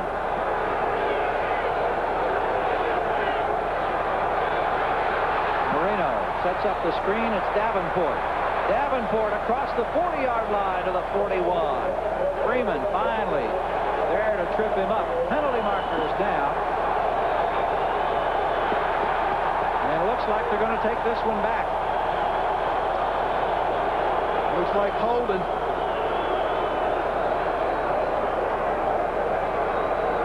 Let's watch Fred Smerlis and Dwight Stevenson here. I think that holding might be. Offense, number there 68. It is. Second down. Greg Cook, number 68, guilty of the call, negating a fine gain out to close to the 42-yard line. So the Dolphins, early in the season, really had some penalty problems. They've gotten that under control in recent games. They had 35 penalties in the first 5 games of the year. They've only had 12 penalties in the last 5 of the year, but they just suffered a big one here on the holding call against Cook. Second down, a lot of yardage needed. Tony Nathan trying to bust it right up the middle to the 30-yard line, and quick acceleration out of the backfield before Freeman could pull him down. 22 against 22, and we've got a penalty marker down once again. Oh, no. Wow. How frustrating can it be? I mean, if it's second down and 20, that's a bad enough situation. Then when you get half of it. Number 57 for the offense. Second down will be replayed. Then you get half of it back, and then they call another one on you. It's like starting all over again. This one called against the Pro Bowler Dwight Stevenson. So that gives you indication that the down linemen of McNanny, Smerlis, and Smith are creating some problems now for Miami's offensive line. And the ball, with the second consecutive holding call, has been backed up to the 8-yard line, where it's second down, and it's in the vicinity of 28 yards. Yeah, second and 28. And listen to this crowd respond now for the Bills defense. Marino to Nathan. Nathan out to the 14, and he is blocked. Dang. Coming up was Lucius Sanford, the right outside backer, and he nailed him. That is what is called as a hit. Joe Long lured him back in, I guess, 1976 was with me. And he said, watch this Lucius Sanford. He's going to be a good ball player. And he's been everything Joe promised. And let's remember, Lucius Sanford is one of those who had a back problem and had a disc surgery in his back. There's been so much talk the last couple of weeks about the return of Joe Montana, but Lucius Sanford had similar surgery, and he's coming back, and he's active, and he's making a significant contribution. We've got 2 minutes to go. Buffalo in this first half leading Miami. Lucius Sanford, remember, he just came back a month ago after back surgery, and watch how he nails Tony Nathan. Coming in from the right side of the screen, there you are. How do you do? And that's tally number 56, who kind of sandwiched Nathan on the downside. Tony's going to feel that one for a couple of days, I think. Oh, that hurts. 3rd and 21. The Dolphins operating deep in their own territory, trailing 14-7. 3 men split wide to the right side now for Dan Marino, and he's got 2 receivers to the left side. Everybody out of the backfield. Here's the throw into traffic, complete at the 25-yard line to Mark Duper. The Bills come up with a football at Sanford, but that's going to be a Miami possession, and they will retain the football in the vicinity of the 25, 26-yard line. It is not, however, going to be nearly enough for a first down. Did you notice how many Bills were around that ball carrier when he finally caught the ball? I bet the whole 11 guys were right there at him. Reggie Roby, first time these teams met this year, he had a day where he never had to work. He's been on the field several times already today, and here's a beautiful punt. Pitts fields at the 22-yard line. Not much going as Pitts gets out short of the 28 for about a 6-yard return. Woody Bennett downfield to make the tackle. You know, I don't blame him for falling down. There's a wall coming at him. I think I would have done the same thing. You know, I had a kickoff return here at Buffalo one time. Did you? Yeah, you know, they took it to me and I fell on it, but I wasn't about to get up. I wasn't going to let those guys come after me, man. I'm smarter Is than that the only one in your career? The only one. 0 yards return. And that was what, in 13 years, right, John? That's right. Thank goodness Bob McKay covered me up. Halftime, of course, scores and highlights from NFL 86. Paul McGuire, Ahmad Rashad, Bob Costas keeping you up to date. Week 11 around the National Football League. The Bills with a 7-point lead, 1:30 to go here in this first half, operating from their own 28-yard line. Kelly going to dump it out of the backfield to Harmon. Harmon with some room across the 30 and popped out of bounds. Good audio from the sidelines. You can hear those pads popping down there as Glenn Blackwood and Don McNeil, a couple of veterans, were over to make the stop on the rookie Ronnie Harmon from Iowa. 1:24 still left in this half. I think Buffalo's trying to get down and get in field goal range, go into this thing with maybe a 10-point lead. Kelly with a touchdown pass. Started things off today, 10 yards to the rookie Byram. Dolphins evened it up on a 19-yard scoring strike from Marino to Davenport. And now the Bills have gone ahead on an 11-yard touchdown run by Riddick. And the Bills have the football as we count down the final minute 24 of this first half. Inside handoff to Derek Harmon. Harmon struggles for a yard or two. George Little there with the tackle for Miami, number 99. You know, they sit there and they run those little draw plays. Let's listen. First 1.5, they have 2 remaining. Timeout, 14-7 our score in Buffalo. The Achievers. Game left here in the first half. Bills in possession. Looking at a 3rd down. They need 5 to keep this one alive. Butler split wide to the right side. Reed wide to the left. Kelly looking to the left wing. Hits Harmon out of the backfield. Has a first down and more. Out of bounds. Close to midfield. In fact, he's going to be in Miami territory before Don McNeil can bounce him out of bounds. At about the 48-yard line, looks like a 19-yard pickup for Jim Kelly and the Bills. All they need is another maybe 20 yards or so, and they've got a cinch for three more points. A lot of people. Well, let's take a look at the quarterback comparison thus far. The yards for Marino, 144. He has the 1 touchdown pass. Kelly with a TD pass early in the first series. Trying to stretch the margin right now. Out of the shotgun. 4-man rush. Kelly avoids it. Going to keep the football now. Got some traffic. He has another first down, and out of bounds he goes at the 31-yard line. fancy footwork on the part of 6'3" Jim Kelly. Not scored a rushing touchdown this year, but look at the numbers for today. He got 18 on that pickup to go with a 7-yarder earlier in the contest. As we watch Jim start scrambling here, we've got to remember also that the Buffalo offense is a little more balanced in that they do have some runners out there that can run with that football. Miami has not established any kind of a running game at all. They've had to rely on Dan Marino and him only. Andre Reed had a pretty good pop on Glenn Blackwood just about, however, the time Kelly stepped out of bounds. He was trying to ease the way for a few more yards. The ball spotted at 31. And a problem with the change. Reset the 30-second clock. Reset the 30 seconds. Bob Frederick with some sideline instructions here for the 30-second clock. We have 58 seconds remaining in the first half. Buffalo leading 14-7. The Bills 3-7 coming in. A lot of people kind of poo-poo that record, and you can always play what if. 4 of their losses were by 3 or 4 points. We're showing Miami why right now. Here's a lob complete to Reed. Andre Reed brought down by Don McNeil. And the Bills are chewing it up here, getting closer and closer as we count down now to the 43-second mark. Kelly going to the hurry-up offense in the final seconds of the first half. This one to the right side. Riddick can't get out of bounds. Lost the football, and that'll keep the clock going. Renee Thompson with a tackle. We're at 27, and now they stop the clock. Timeout is taken by Buffalo.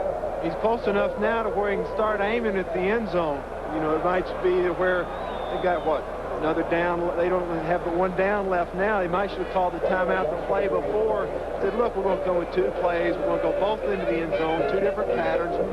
If we make it, it's a TD. If not, it's an incomplete. We're in field goal position, so let's just go for the touchdown all the way. See Marv Levy, the gray-haired gentleman there, who is standing on the right side of the screen talking with Kelly, somewhat shielded from us at the moment. This is the second game for Levy. Of course, was known well in the National Football League after 4 years in Kansas City, 78 through 82.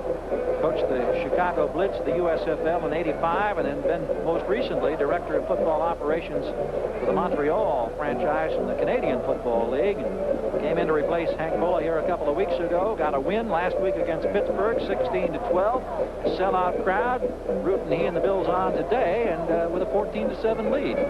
You know, I can relate to what the Buffaloes are feeling towards Coach Levy right now, because halfway through the season, Raymond Berry came into our organization, and he really made an effect on us in that he pulled us together, got our minds thinking together, established goals that we all worked for together. And I think he's doing the same thing with the Bills that Raymond Berry did with New England Patriots.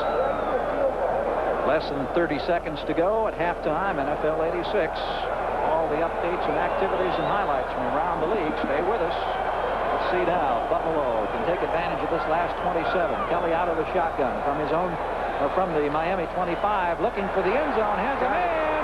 Touchdown. Jerry Butler. Was that a thing of beauty? 25 yards, and Kelly runs to the end zone to congratulate the 7-year veteran from Clemson. Judson and Rose trying to provide defensive coverage, and one of the Bills down in the end zone, and we've got to see if that is Butler down there, who has yet to get up. It is. The man who just caught that pass was sandwiched. He went up between 2 defenders, made the touchdown reception. His second of the year. Let's take another look. As he catches this ball, he does get pounded, but he hangs on. That's concentration. That's desire. That's wanting to get it done.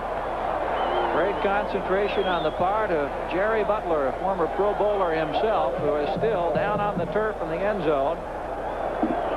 The Bills taking the lead now by a score of 20-7 on Kelly's second touchdown pass. And they seem to be working on his right leg or ankle.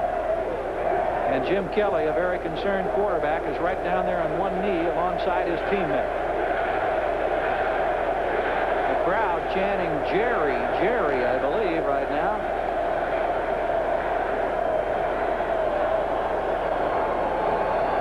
Been a long time since these people have experienced the exhilaration of back-to-back victories. 3 years. They're very much into this one right now. Let's try to take another look at this from a different angle. think you said earlier in the game that it was, since '83 that they'd won 2 back-to-back. And then to see guys like Jerry Butler right here putting that kind of effort into trying to win a ball game, it's got to be exciting for these fans. I mean, you're maybe looking and witnessing a turnaround of a Buffalo team that might be back like they were in the mid-'70s with O.J. Simpson and the Electric Company. The ovation is for Jerry Butler, who's going to be assisted out of the end zone after pulling in a 25-yard touchdown pass from Jim Kelly. A lot of teammates down there, and they're going to take him directly toward the tunnel to our right. And again, the crowd picks up that chant, Jerry, Jerry. That does not look good. They'll miss him because he is a deep threat. And I guess he's probably the fastest receiver they got on the team. So he'll be sorely missed by the Bills. We had a chance to spend a few minutes with Jerry Butler yesterday in the locker room after the workout here and talk about the transition and this new enthusiasm that seems to be sweeping Western New York with the Bills getting that victory against the Steelers last week, and the word, of course, that they'd have a sellout crowd. Local television coverage of the blackout being lifted this week. Jim Kelly with 2 touchdown passes now on the sideline as Norwood is on for the conversion attempt. Trying to make it 21-7 with 21 seconds to go in the half. Right through the middle. So the Buffalo Bills enjoy now a 2-touchdown lead over the Miami Dolphins, and it's just so hard to think that Miami, with a 4-6 record coming in, a short week, having suffered in a loss against Cleveland by 10 on Monday night, find themselves trailing by 14 here in the final moments of the first half. Here are the numbers on the scoring drive now. As we indicated, the 2nd touchdown pass of the afternoon for Kelly, who now has 15 for the season. He also has a streak of no interceptions going. Coming into this game, Kelly had thrown 65 passes, and he has... We'll try to check the numbers on how many attempts he has made thus far in the first half of this one. He's over to 20 attempts now, so he has 85 passes stretching back to the New England game, and that's about a month ago when he was last intercepted. The thing that I've noticed so far is, you expect Buffalo to score some points against the Dolphins defense. Dolphins defense is known to be weak. But what is surprising me is the fact that the Buffalo Bills are holding Dan Marino and company. Well, they have managed to do that thus far. You got the shot of Marino and Shula conferring on the far side and how they'll utilize the final seconds remaining here. If they can get any kind of a run back, Ellis and Davenport, they may try to get something here before the half expires. Last week, when the wind was blowing so strong here, you couldn't tee the football up. You couldn't even think about it. They had to hold the ball on the tee. Wind gusts close to 50 miles per hour really hurt the kicking game. Trying to avoid the run back, the Dolphins at the 33-yard line, and just falling on the football is Dan Johnson. You remember that kickoff return I told you about that I made? That was a perfect example of it right there. The Hannah Imitation Award for today goes to Dan Johnson of the Miami Dolphins. The ball at the 39-yard line. That took 4 seconds. We have 17 seconds yet to go here. 17 seconds for Marino, and with his arsenal of receivers, they could still get a lot of confidence. Let's see how they elect to play it. I believe I said the 39-yard line. It's a 34-yard line. Nose of the football short of the 35. Bills will drop their defenders, deep backs, way back there now. Marino to the far sideline, and he aired that one out. Way overthrown. Nat Moore was over there. Charles Romes, the defender. Everybody covered that time. Throw it out of bounds. Stop the clock. Let's try it again, folks. 11 seconds now remaining in the first half.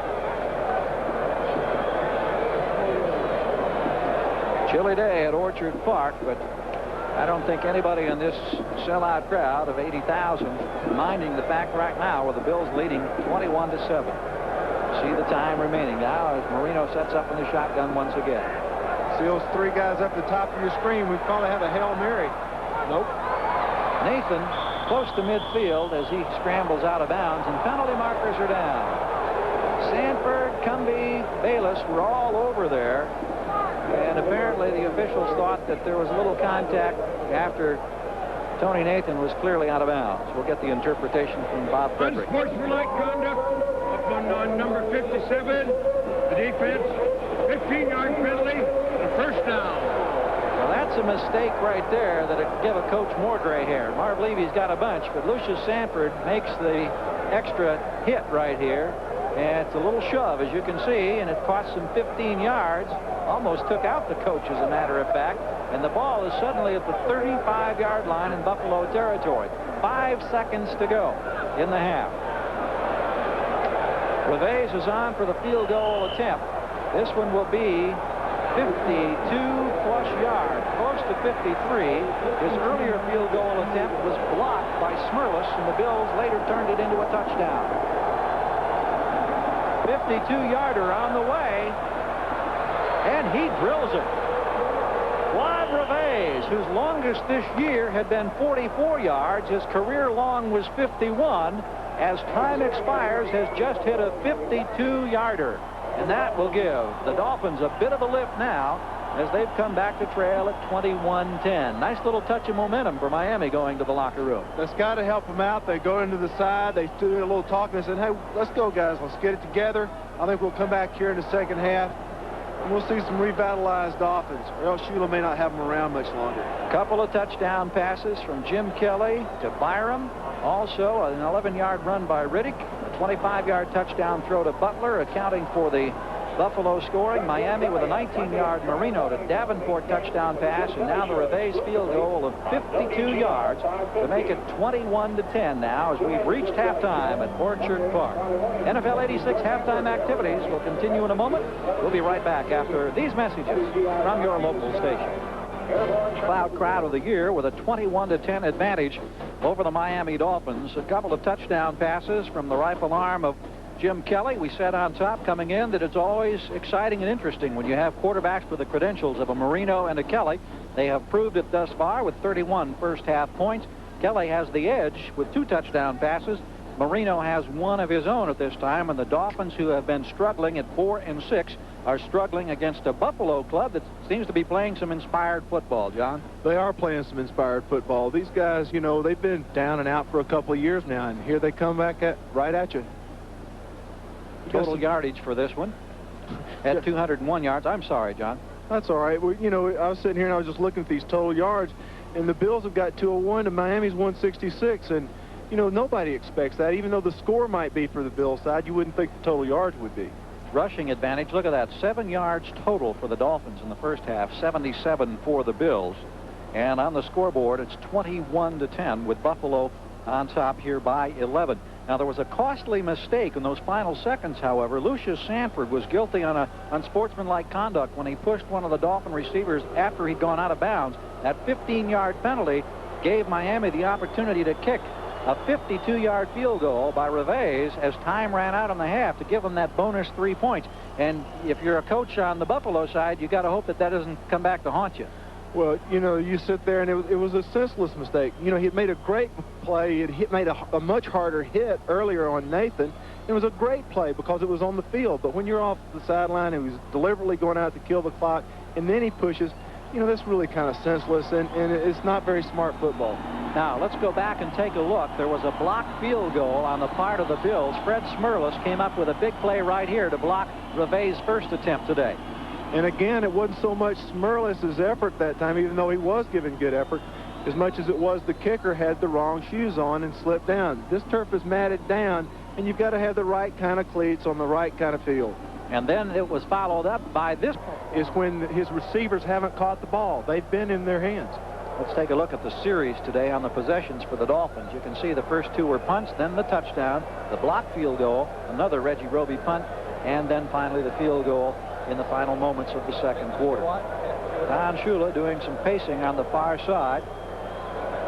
Dolphins, who next are in action against the New York Jets, and then they have Atlanta, at New Orleans, at the LA Rams, and New England.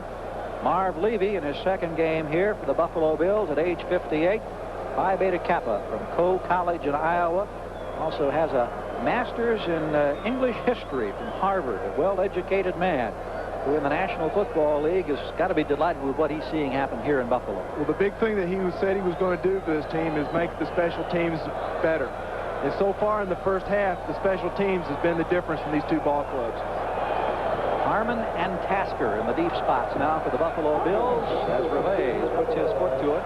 High kick, short, and taken at the 8-yard line by Steve Tasker. The new acquisition from Houston. He's got an alley on the sidelines. Bumped out of bounds. Good return on the part of Steve Tasker, and it was the kicker, Revés, who was down there to help out on the tackle. Tasker was brought into this club for one purpose and one purpose only, to be a special teams player. So far, he's made 2 or 3 tackles today. He's had this nice return. He is doing his duty. And unfortunately, that return is going to be negated by a penalty call. Dwight Drain, number 45 on the special teams, guilty of the infraction. Instead of being out well beyond the 35, they're going to be back at the 11-yard line now, where Kelly and company go to work for the Bills. That was a costly mistake. I didn't see that flag. Oh, man. That hurts. You saw the reaction from Tasker as he was coming off the field. Suddenly his stride slowed, and he was aware that they were going to take it back. Riddick in motion. Kelly with a little roll in the opposite direction, and look at this. Metzler's out across the 25 to the 28-yard line. Tight end Pete Metzler's. That was a cute little move that time by Kelly, who started right, rolled back left, and completed the pass.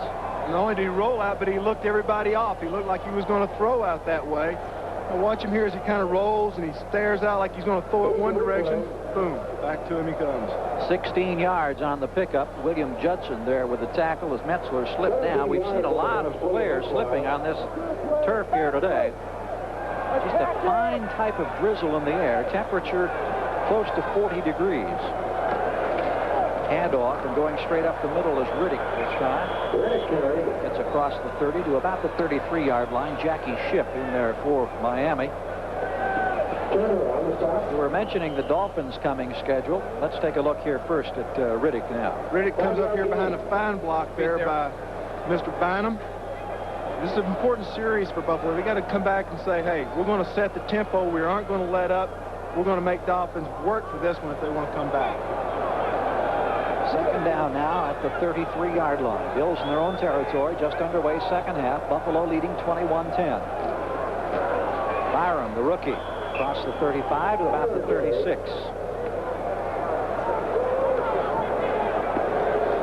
As Byram goes back to the huddle now, let's check the 10-minute ticker as we keep you posted every 10 minutes.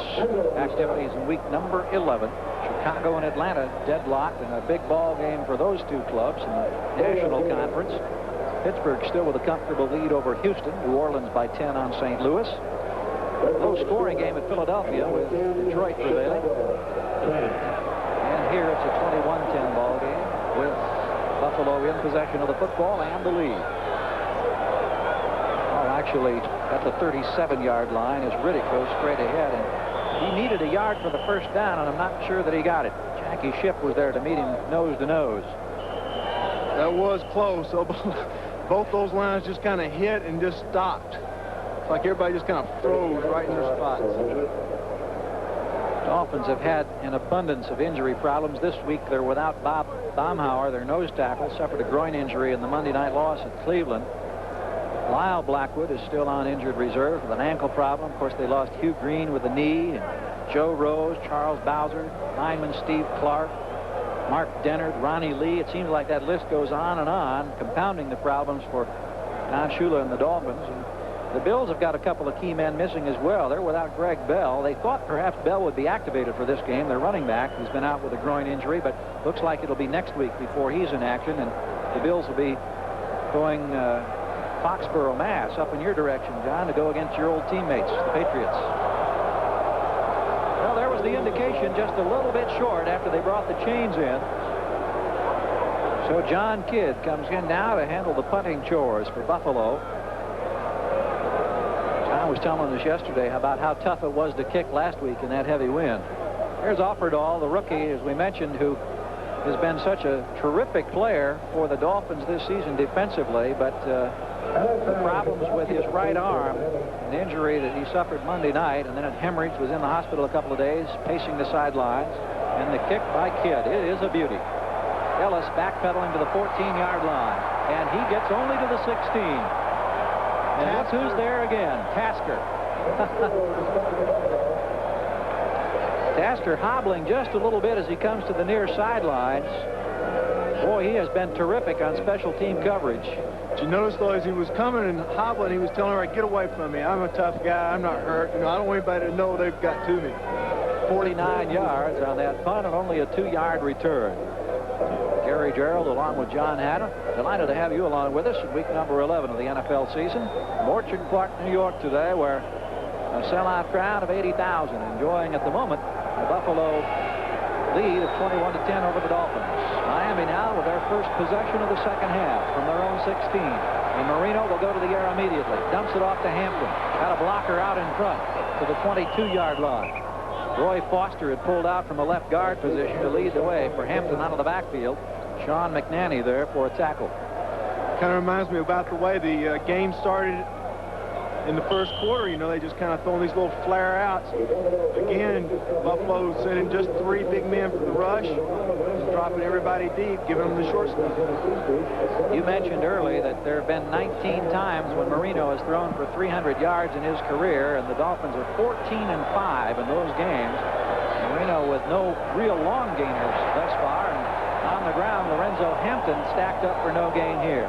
Ray Bentley, inside linebacker, spearheading the defensive surge for the Bills. When you see it stuffed up like that, you know that the nose man has done a good job on that center. And we've got a good matchup in those two guys, in Smurlus and Stevenson, because those are 2 of the best players in the NFL. And it's a lot of fun watching these guys play, and even though they may not be on the best teams in the NFL. So third down coming up now for Miami. Marino, as you can see, goes to the shotgun. Third down conversion thus far. That was in their touchdown drive. Right over the middle, Nat Moore out to the 31-yard line. Moore has the first down. Lucius Sanford is there with the tackle, number 57 for Buffalo. Buffalo came up that time and showed blitz, but actually they didn't really come with anything. They dropped everybody back again deep and gave them the inside. That's a lot. That's being alert for Nat Moore. You know, he's had some experience back there. You know, Dan is audibled off to a kind of a blitz type pattern. He sees them backing off and he adjusts and runs a normal route. Prior to the 85 season, Nat Moore announced his retirement, then came back to play one more, and here he is playing again in his 13th NFL year. Marino with time skips this one in. Intended receiver this time was Mark Clayton. Mark Clayton was open that time. Dan just had a bad throw. He doesn't look real happy with himself right now, does he? See the numbers for Marino. Total yardage up to 172 thus far. Trailing 21-10. We pause briefly now for station identification. This is the NBC television network. WSBN, Channel 7, Miami, Fort Lauderdale. 10 minutes, 13 seconds remaining in the third quarter. Orchard Park, New York. Gary Gerald and John Hanna watching Dan Marino and the Dolphins trying to regroup now with 4 wide receivers on the field, trailing the Buffalo Bills 21-10. Over the middle, dumps it off to Davenport. Davenport evades one man, gets across the 40 with a good effort out to the 43-yard line. Good move by Ron Davenport that time, and it looks like he may have enough for a first down. 12-yard pickup, and he earned much of it with some fancy footwork. If I'm not mistaken, this looks like the very same series they ran at the opening of the game. Again, the little screen, middle screen, right? You know, let all the defensive guys rush, get back there, just kind of slip underneath them and go. Roy Foster, number 61, with a good block. Eugene Marv and Lucius Sanford finally bringing Davenport down. First down for Miami from the 43 in their own territory. Marino being pressured, and down he goes at the 40-yard line. That is only the 18th sack of the year. It's the first one of the game. Lucius Sanford. You see Bruce Smith. Good pressure from McNanny and Smith that time, and Lucius Sanford, an outside backer, in there. And that's only the second or third time today that Buffalo has brought more than 3 people. I don't think that would be a bad strategy for him to start using with Dan. Make him hurry up. Don't give all those receivers the time to get open because, let's face it, the Marks brothers have some speed, and you better not give them too much time to get open. Bruce Smith probably would get credit for at least a half sack there. He was the leading sacker coming into this game for the Bills with 8.5. Marino asking for some quiet in Buffalo, and that's a mistake. Listen to the noise as he sets up, and he wants to throw deep. He's got a man down the middle at the 21-yard line. It's Clayton who pulls it in. Bayless makes the tackle. And just exactly as you were saying, he'd been setting it up, going out of the backfield, dumping it underneath for the first time of the second half, down the middle, 39 yards. Mark Clayton pulling that one in. He split what they call two coverage, and that's where both of the safeties just play way deep and just kind of take either side of the field. And Mark Clayton, number 83, just kind of comes right in between, right down the middle, and splits the two safeties for a big play. Boy, and Marino just put it out there like it was on a rope. At the 21-yard line now. Miami on the move. Trailing 21-10. Duper to the near side. Clayton to the far side. Handoff goes to Davenport, and there is nothing working. Miami ground game that had 7 yards rushing in the first half, still unable to generate anything here. And Sanford was there for the tackle. Sanford looks like he needs a new helmet there. He hit somebody so hard he kind of broke the thing he had there. Monday night against Cleveland, the Dolphins carried 17 times on the ground, got 58 yards. They had 7 yards rushing first half here. They have not had an individual 100-yard rusher since Joe Carter back in 1984. So that makes a 2nd and 12 situation now for Marino, scrambling and rolling to the right. Down the sideline, and his intended receiver was Johnson, the tight end. He lost his footing as he tried to stay in bounds and had no real opportunity to try to make a catch. Dan Marino, while he was trying to roll out, they were hot on his trail, so he never had time to stop and set up to throw the ball. He had to run and throw that ball on the run, and that's a hard thing to do. You've got to plant that back foot and be able to throw off of it, and he just wasn't able to do it that time. So now with 3rd and 12 coming up, fresh numbers for Marino. 4 wide receivers back in the ball game now. Take inventory. Duper on the near side with Nat Moore. On the far side, we see Clayton and Pruitt.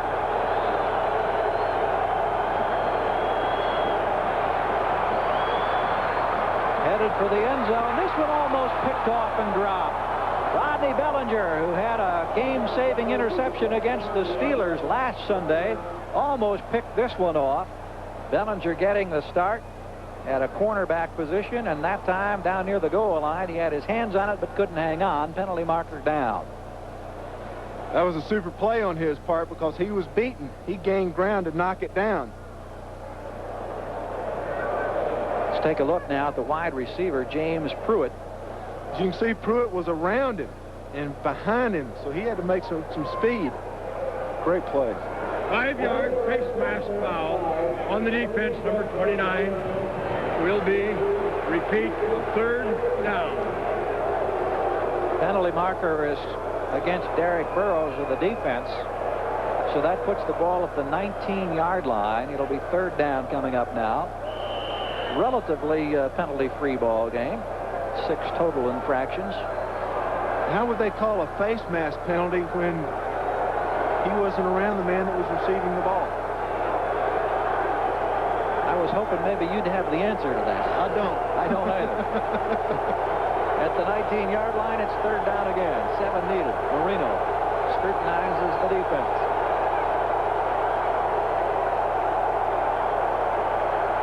Three-man Buffalo rush. Marino with time down the middle, in and out of the arms of Clayton.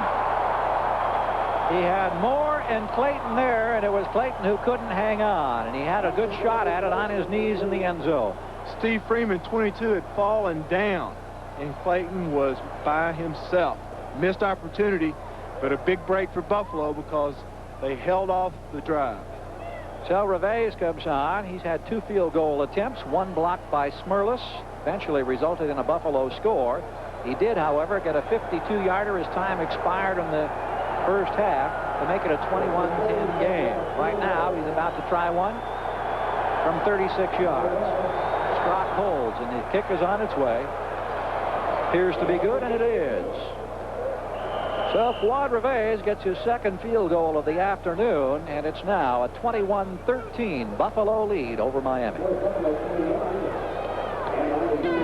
Basically a dreary, wintry type day in Orchard Park, New York. The Buffalo Bill fans, some 80,000 strong, however, could care less as they lead the Miami Dolphins 21-13. The Dolphins coming back, moving the football behind Marino, then settling on a field goal of 36 yards by Reveiz. Reveiz continuing to have a problem with his footing out here, as have several players today. There was snow and ice on the field in the middle of the week, all of which was removed, and it's still damp, however, and somewhat slippery. Kicking off now, driving this one high and deep. It's Ronnie Harmon at the 6-yard line. Harmon across the 30 to the 32-33-yard line before he's pulled down. Kozlowski is there to make the tackle for the Dolphins.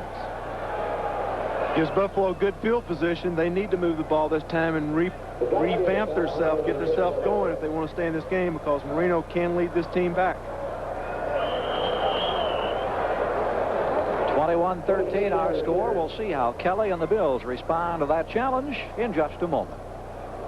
The quarterbacks, Marino and Kelly. Marino with the advantage in yards and passes completed, but Kelly with the advantage in touchdown passes. One of 25 yards to Butler, one of 10 yards to Byram, the rookie. Marino with a 19-yard strike to Davenport. Bills with the lead of 8 points. Riddick with the football. Bumped out of bounds by Glenn Blackwood on the near sideline. We have 6:33 to play here in the third quarter, with Buffalo leading this one 21-13. I mentioned the Bills will be at New England next week. Then they're on the road again at Kansas City. They only have one more home game this year. That'll be in 3 weeks against the Cleveland Browns. They finish up at Indianapolis and at Houston.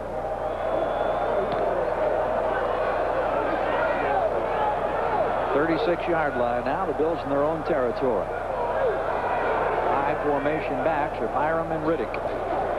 And it's Riddick with the football. Loses the football, and Miami is recovered. Still squirting free. Hindle had a shot at it. Brown had a shot at it. And I think it was Mike Charles who ended up on top of the football.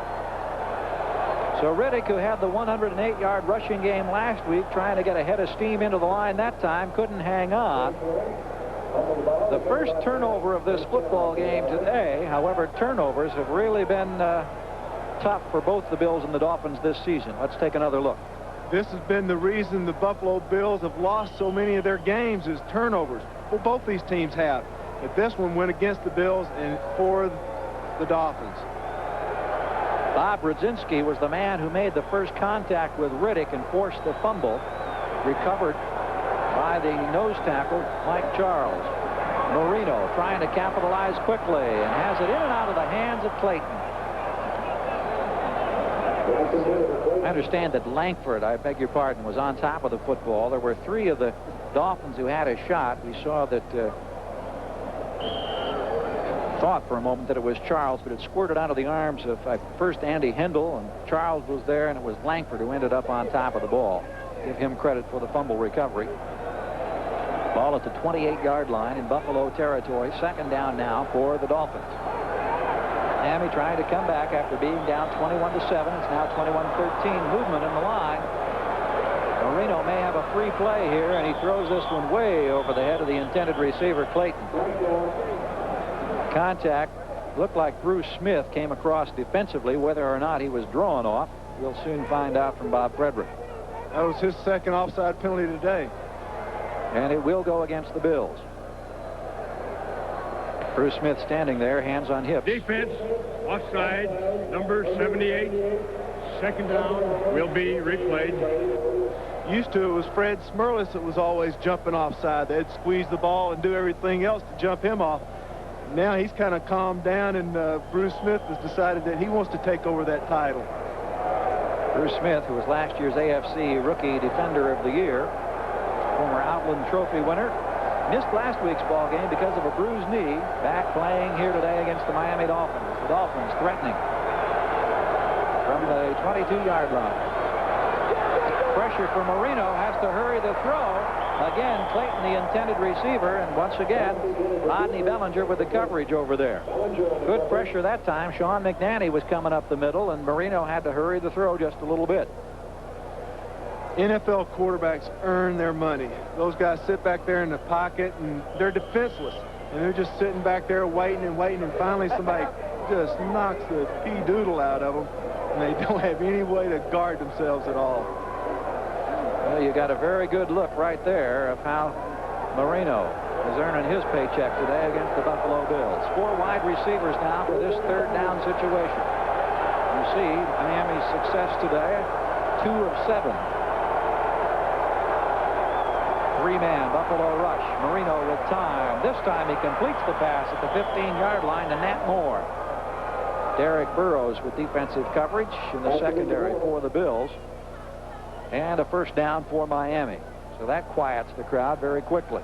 3 defensive players for the Bills. Nat Moore drives all 3 of them back, and then he comes underneath and catches the pass. They're still playing really soft, giving them all the underneath passes they want. Hopefully the strategy will prove off and they won't let them in the end zone, but they're awful close right now.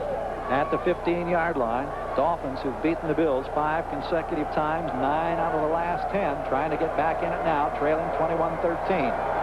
Marino again with protection, in and out of the arms. This time Duper at the 1-yard line, and that would have been an easy 6 had he been able to hang on. Marino really put a bullet in there that time. A lot of steam on that one. Well thrown ball right into his hands. We've seen a couple of passes like that. One, Mark Clayton came over when Steve Freeman fell down. He dropped it. Now Duper dropped it. This isn't the Miami Dolphins that, you know, we remember. They just aren't playing up to the way they've known throughout history of the Shula era. Mark Duper has had 5 100-yard receiving days this season, 17 in his career, which is now in the 5th year. He scored 6 touchdowns this season, but he had a potential 7th go right through his fingers on that last pass. From the 15 once again. Marino in trouble down at the 30-yard line, and it's Bruce Smith who has him wrapped up. And look at this. Pee Wee Herman would be proud. Excellent coverage that time by the Buffalo secondary. Bruce Smith comes in. He's playing in front of John Giesler, and he just gives Giesler more than he can handle this time. Second sack of the day. Marino did a good job of hanging onto the football because he had that arm cocked back there, kept a good strong grip on it. So it's going to be 3rd down now, and looks like about 22 to go after the second Buffalo sack. And look at Smith exhorting the crowd. Is he fired up or what? And that'll light up this crowd here in Buffalo. My goodness, 3rd and 22. Marino with time, end zone, he's got a man, touchdown, it's Duper. Into the snowbank, and just like that, after the sack, Marino, with that explosive release, comes back, and Duper atones for missing an opportunity a moment ago with a 27-yard touchdown reception. Duper just blows by Rodney Bellinger right here. You know, I guess maybe I ought to keep my mouth shut here. They've been playing deep and giving him the short ones. That time he plays them tight, and he just goes right by him. Good concentration. He could have easily dropped that ball because he didn't have it cleanly in his hands, and he got it back against the body and managed to hang on while he was backpedaling toward the goal line. 27 yards on the touchdown, and the Dolphins are right back in it. After the Bills had sacked Marino, and Smith was exhorting the crowd to really get into him. Conversion attempt through the middle. So it's a brand new ball game here in the outskirts of Buffalo with 4:40 to go, 3rd quarter. Buffalo still on top, but the gap has been closed. Snake River, Wyoming. 7-yard touchdown pass, Marino to Duper. The Dolphins have closed now to within 1. 21-20 is our score, and huddled over there on the far sideline with a little snow piled up behind him, trying to stay warm, Mark Duper. Dolphins kicking off. See how the Bills answer back from the 6-yard line. Ronnie Harmon. Harmon runs into one man, still on his feet, but down at about the 19-yard line. Good coverage by Miami that time. They didn't even get it out past the 20, and anytime you can do that, especially since they moved the ball back, what, the last 2 or 3 years. If you can get it back, keep it back inside the 20, you've done a heck of a job. Couple of tight ball games. Minnesota and the Giants, a good one. Pittsburgh still comfortable. New Orleans leading St. Louis. 2 other early games. Green Bay enjoying a big day at the expense of Tampa Bay. Randy Wright having a lot of fun on that one for one of the few times this year for the Pack. We've got a good one going here at Orchard Park, New York. 21-20. Buffalo with a football on top. Kelly going to waste no time going to the air, and he's going deep. He's got it, and Burkett can't hang on at the 42-yard line. Chris Burkett stretched out for that one, had a shot, couldn't come up with it. Judson and Blackwood trying to match strides defensively. A little frustration in Jim Kelly's face that time. You know, he knew he had him led. He was throwing the ball. He put it out there. He felt like it should have been caught. Got the feeling, too, that Burkett may have hurt that left arm. He wasn't moving it while he was jogging off to the sideline. Let's take a look from this angle. Right on the fingertips, had every opportunity to hang on to that one and could not. Remember, Jerry Butler was injured late in the first half. Has not returned to action. Had no update on his injury. Appeared to be to a lower leg. Kelly over the middle, incomplete. Hendel substituting for Offerback. Good defensive coverage on Pete Metzelaars that time. He was all over Metzelaars. There was no chance whatsoever. We understand that we mentioned Jerry Butler's injury, that it was to the right ankle, and he is having x-rays taken. If we get any definitive word on the outcome of those x-rays, we'll, of course, pass it along to you. Butler pulled in a 25-yard touchdown pass from Kelly. It gave Buffalo at the time a 21-7 lead. However, the Dolphins have come back to make it 21-20. And right now, Kelly looks at 3rd and 10. Andre Reed in motion. Pressure. Kelly steps up, completes the pass to Byram out of the backfield. Going to be pulled down short of the 30-yard line and short of a first down. You can feel a little momentum shift here in the last few minutes as the Dolphin defense that's been beleaguered through the year muscling up to put pressure on the Bills and now force a kicking situation. And they should wind up with pretty good field position this time when they kick it off. John Kidd on to handle the punting chores for Buffalo. One of the Dolphins is shaken up. Last thing that Don Shula and this club needs, another injury problem. We'll take this break now with 3:55 to play in the 3rd quarter. Stay with us at Orchard Park. Part of the Dolphins forcing John Kidd now into a punting situation. 4th down and a foot needed for the first down. Craig Ellis in the deep spot is the return man for Miami. Here's Kidd's boot. This one low and not going very far. Looks like there'll be no opportunity for a run back. Kidd didn't really get that one at all, and the ball rolls dead inside the 40-yard line. That is good field position for Miami to get the ball. They've got a little steam going now. They feel confident in themselves. They can march down there and get this score.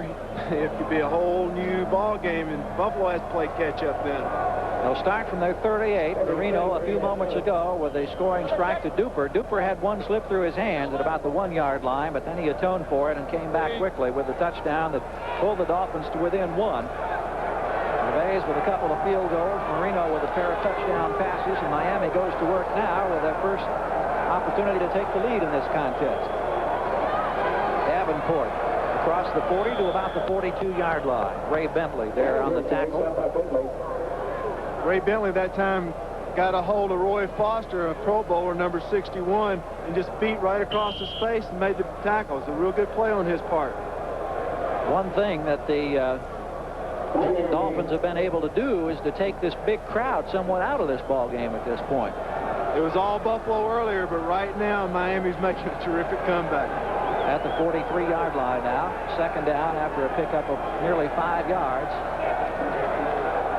Marino keeps it on the ground. Hampton churning ahead for a tough yard or so. Buffalo muscling up at the 45-yard line.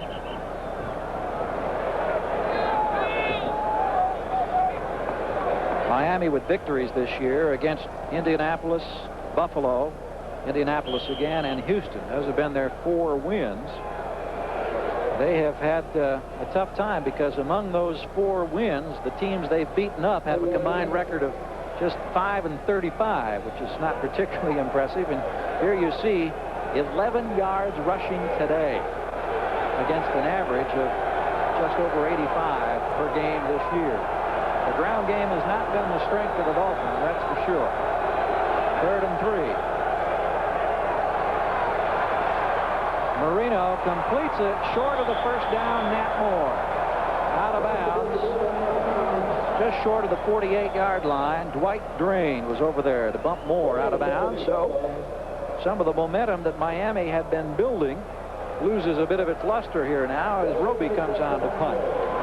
Big change in the Miami Dolphin team. If you remember back in the early to mid-70s with Zonka and kick, and they just pound the ball down your throat. Now with Marino, all it is an air attack. Roby's had a good day today. You can see 46-yard average, and here's Ron Pitts, who's been on the receiving end, number 27. His father, of course, Elijah Pitts, part of the coaching staff of the Buffalo Bills. Roby with time. Gets off a fairly short kick this time, and a fair catch called at the 20-yard line. Next Saturday, the PBA Tour continues on NBC Sports. We'll be bringing you the Brunswick Memorial World Open from Glendale Heights, Illinois. The world's finest bowlers scheduled to compete. Such names as Marshall Holman, Mark Roth, the reigning bowler of the year, and defending champion Mike Albee. So be sure to tune in next Saturday starting at 2 o'clock Eastern, 2:30 Pacific for the PBA Tour. And a November to remember here on NBC Sports. Talking earlier about the crowd and the fact that it's only the second sellout of the year here in Buffalo. When Jim Kelly signed a contract, boy, the fans started flocking. The season tickets sailed. And look at this graphic right here. This is what the average was in '85. Through today, this is the average now at 70,000 plus. That's a difference of more than 32,500 people. And you multiply that times about an average price of $15, and you're bringing in another $500,000 in gross revenue every time the Bills take the field. Somebody's got to be happy with that. Not only are these numbers good, but today I think they've got like 76,744 people here today. So the average just moved up another 1,000 or 2. That's right. They sold every ticket for this ball game. I want to remind you as well to stay tuned for the exciting second half on this doubleheader day on NBC. Some of you will see Eric Dickerson and the LA Rams battling the New England Patriots, or the Raiders going against the Cleveland Browns. Other regional action also on tap, so check your local listings for the game in your area.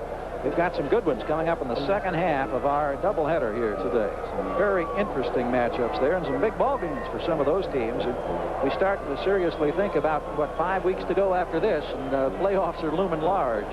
A lot of those teams right there are fighting for their lives right now. You got LA, New England, all these teams in there are lost a couple games, and they're fighting for that wild card spot. Some important games happening today. Look at the Giants trailing Minnesota 13-12. Chicago leading Atlanta by 3. New Orleans on top of St. Louis. No change in that game at Pittsburgh. AFC Central.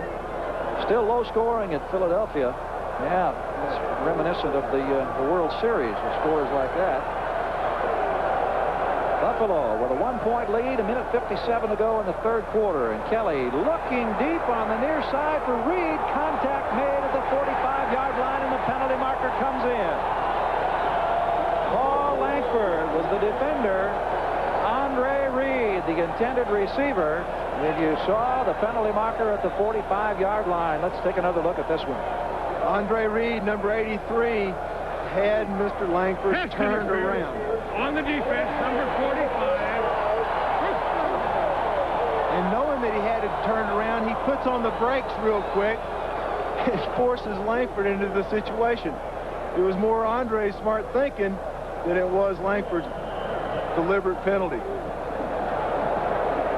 Yeah, we've had a little shift of momentum a couple of times here in this second half. Buffalo with a 21-10 halftime lead.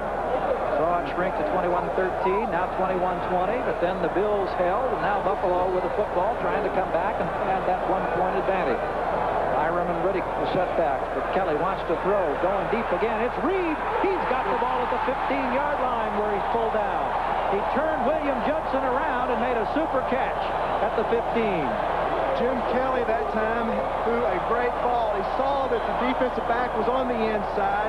He deliberately threw the ball over his outside shoulder to turn around so that the defensive back could not have a play at the ball. Great job by Jim Kelly. And look at Kelly intently watching the sideline for the next play after a 30-yard pickup as we take another look. There you can see what I mean with the defensive back on the inside of his shoulder, throws it on the outside so that the defensive back doesn't have a chance for the ball. And look at the concentration on the part of Reed, who was on his way down when he gathered that one in. First down for the Buffalo Bills at the 14-yard line. Reed in motion.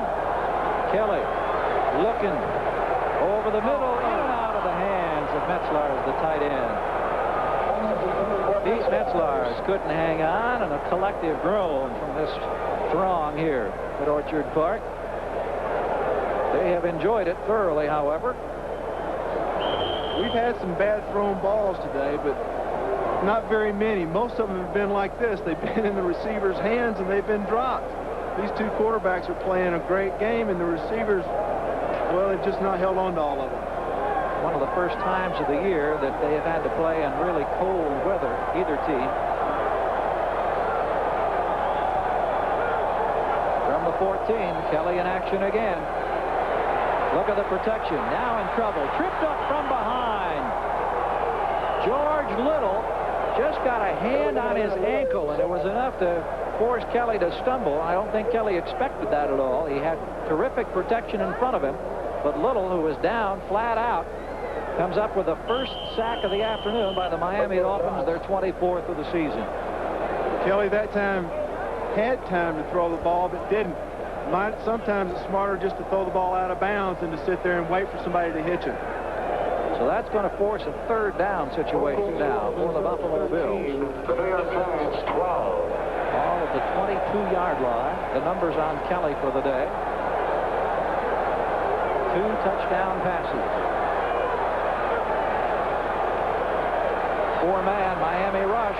Kelly dumps it off. It's underthrown. He was trying to go to Riddick out of the backfield, and Rob couldn't get there. Couldn't hang on. So that'll bring on the field goal unit now as Scott Norwood comes on the field. John Kidd will hold, and Norwood will make an attempt here to give the Bills a little bit of breathing room as we're down to the last 14 seconds of the third quarter. One good thing for Miami that time, that's the first time today that Miami has really stopped Buffalo inside their own territory. So it's got to be a lift for the Dolphins.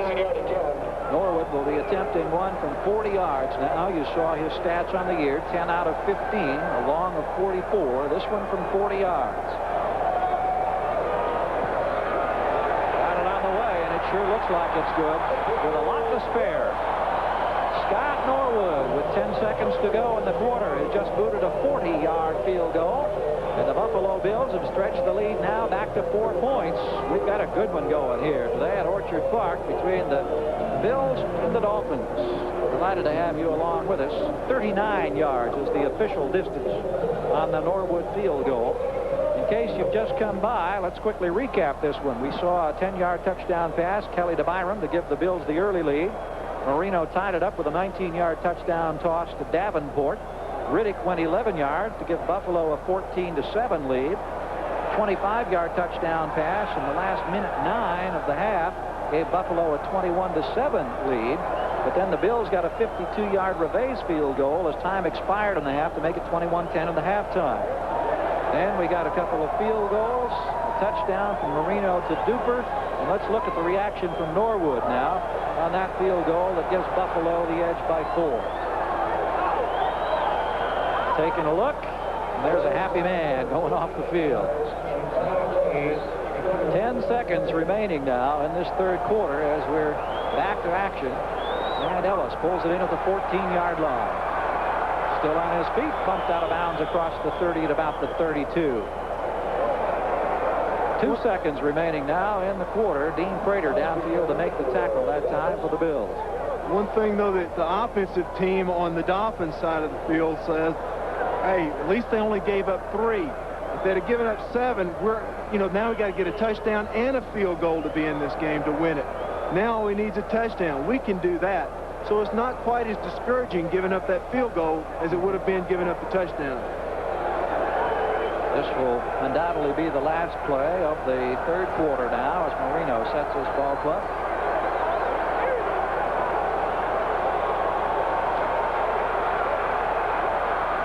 Hampton out of the backfield at the 34-yard line after he was tackled, lost the football, but I feel certain the play will be whistled dead.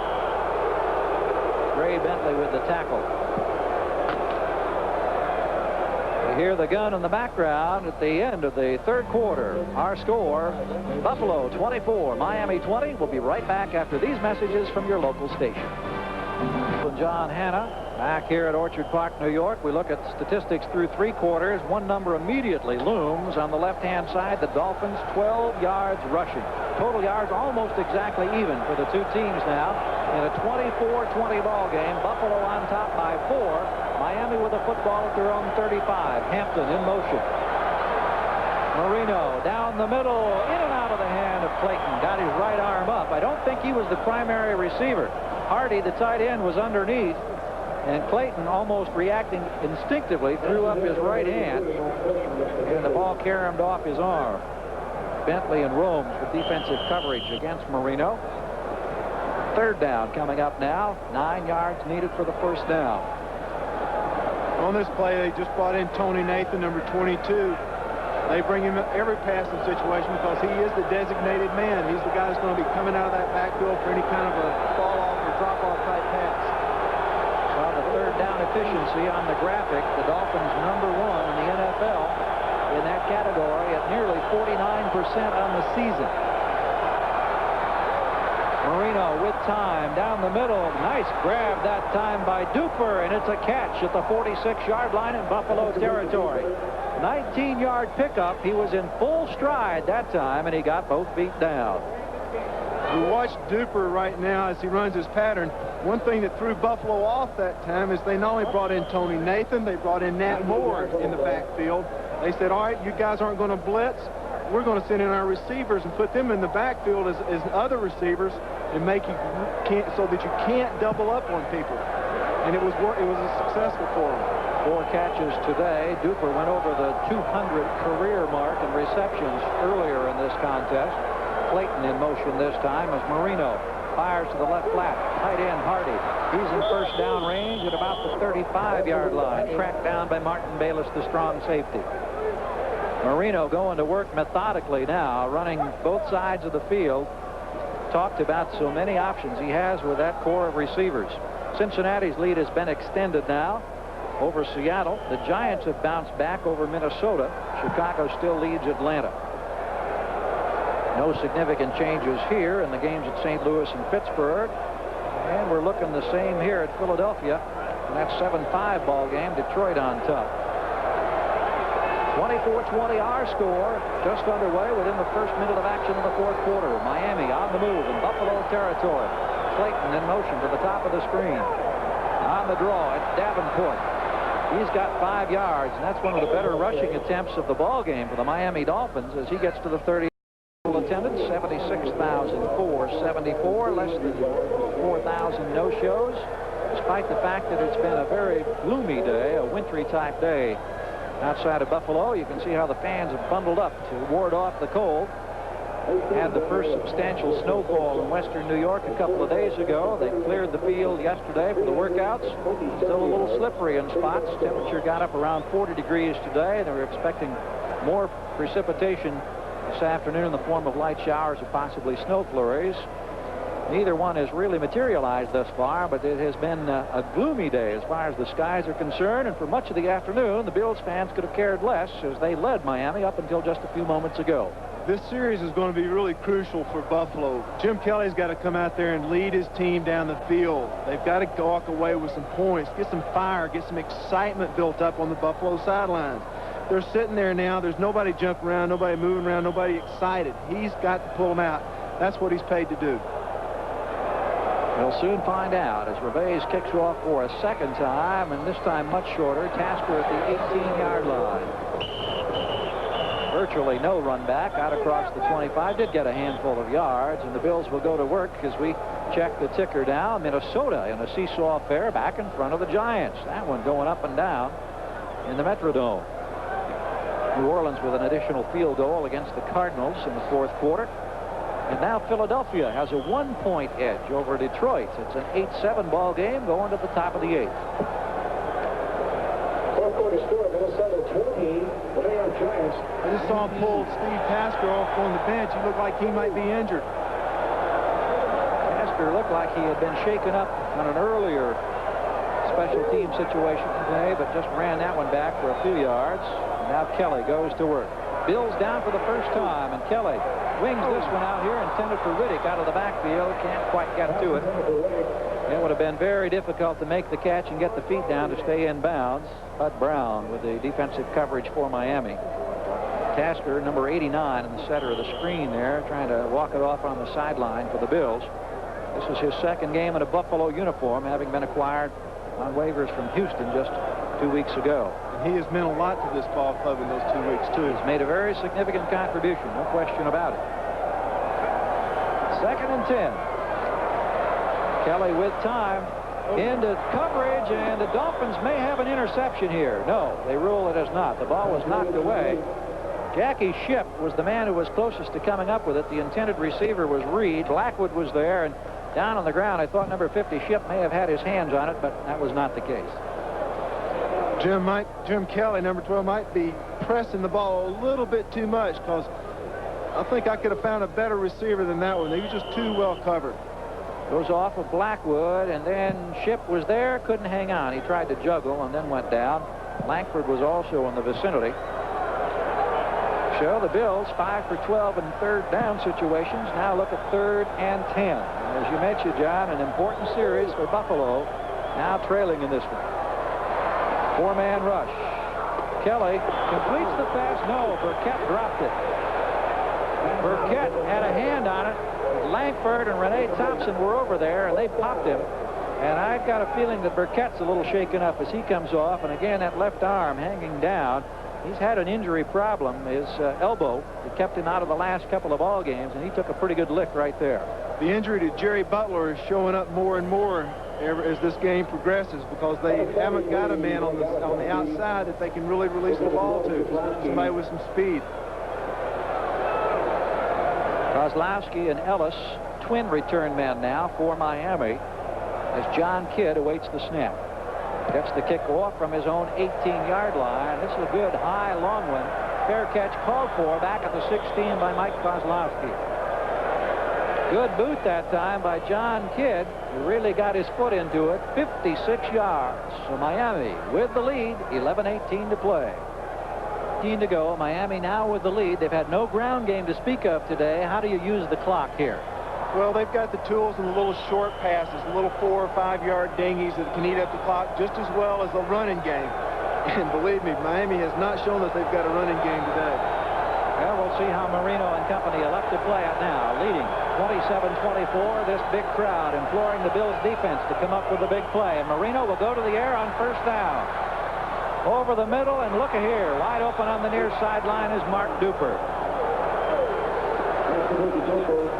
Rodney Bellinger, the man they're picking on over in that corner, 19 yards on the pickup, and I believe that's about the 6th or 7th catch that Duper has made today. We'll check on that as we remind you to stay tuned for the exciting second half of our big doubleheader.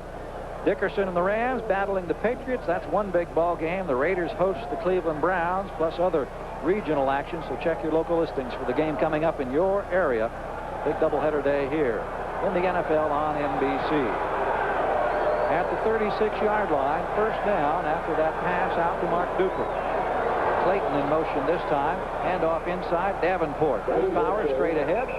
Bill's trying to stack him up, but a couple of yards gain. Sean McNanny on the tackle. Dwight Stevenson, number 57 that time, had a great block against Fred Smerlis, but unfortunately his teammates couldn't keep McNanny outside to keep him coming in and making the play on Davenport. I still think they need to go with that pass. The running game still's not there. See, the time of possession in this one as Marino surveys the scene once again. He has 3 touchdown passes this afternoon. Duper has caught 6 balls. Marino backpedaling down the middle. This one intended for Hardy goes incomplete.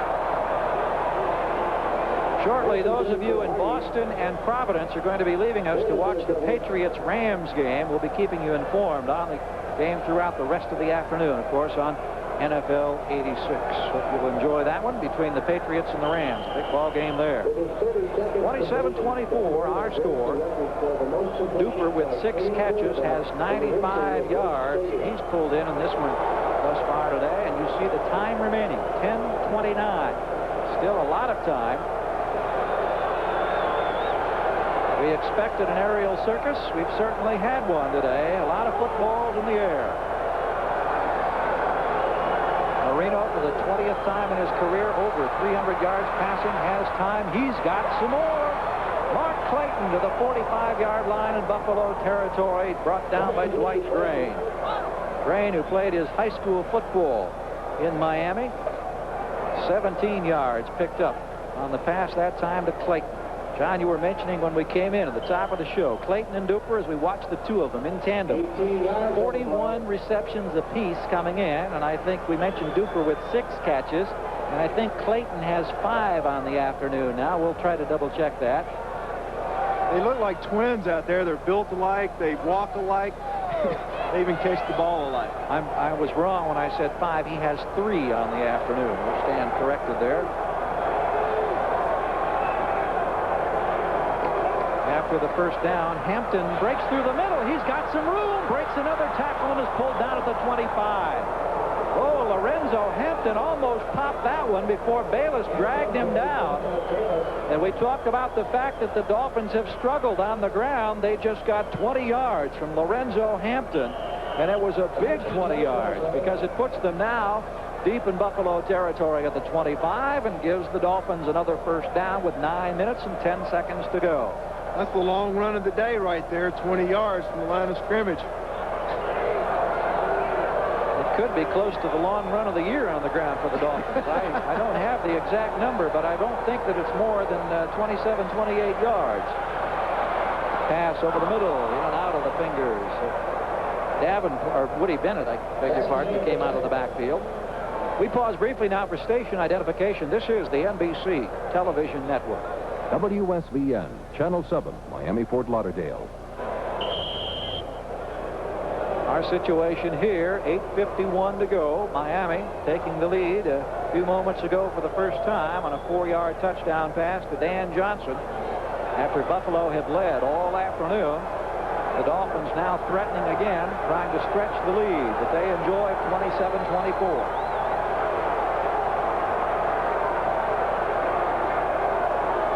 Here's the blitz. Dolphins pick it up. The pass complete. It's Hardy at the 20-yard line. Steve Freeman with the tackle. Buffalo was coming that time, and Marino was able to get rid of it in time. Buffalo defense needs to be getting involved here, and they need to keep them out of the end zone. I mean, they're down by 3 right now. Time is beginning to be a factor, even though you do have a great quarterback in Jim Kelly that can deliver the pay dirt. You still got to keep them off the board. Detroit now has jumped back in front of Philly in that low-scoring affair, 10-8 in the 4th quarter. 3rd down.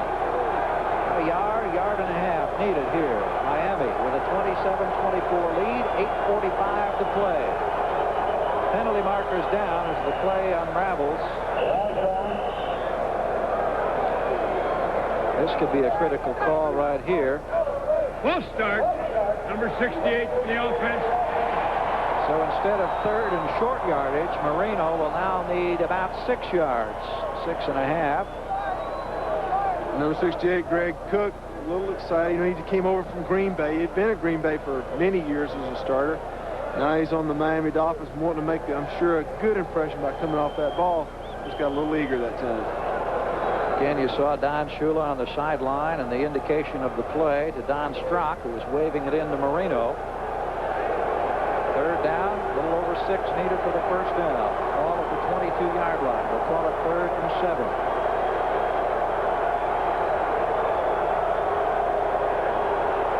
Here comes the blitz once again, and again Marino picks it up successfully inside the 10-yard line as he completes the pass.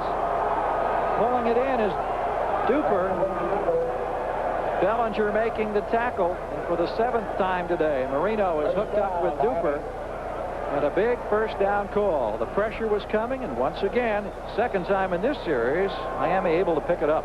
Just a little simple slant-in pattern with Bellinger. Bellinger does not have the speed to keep up with him.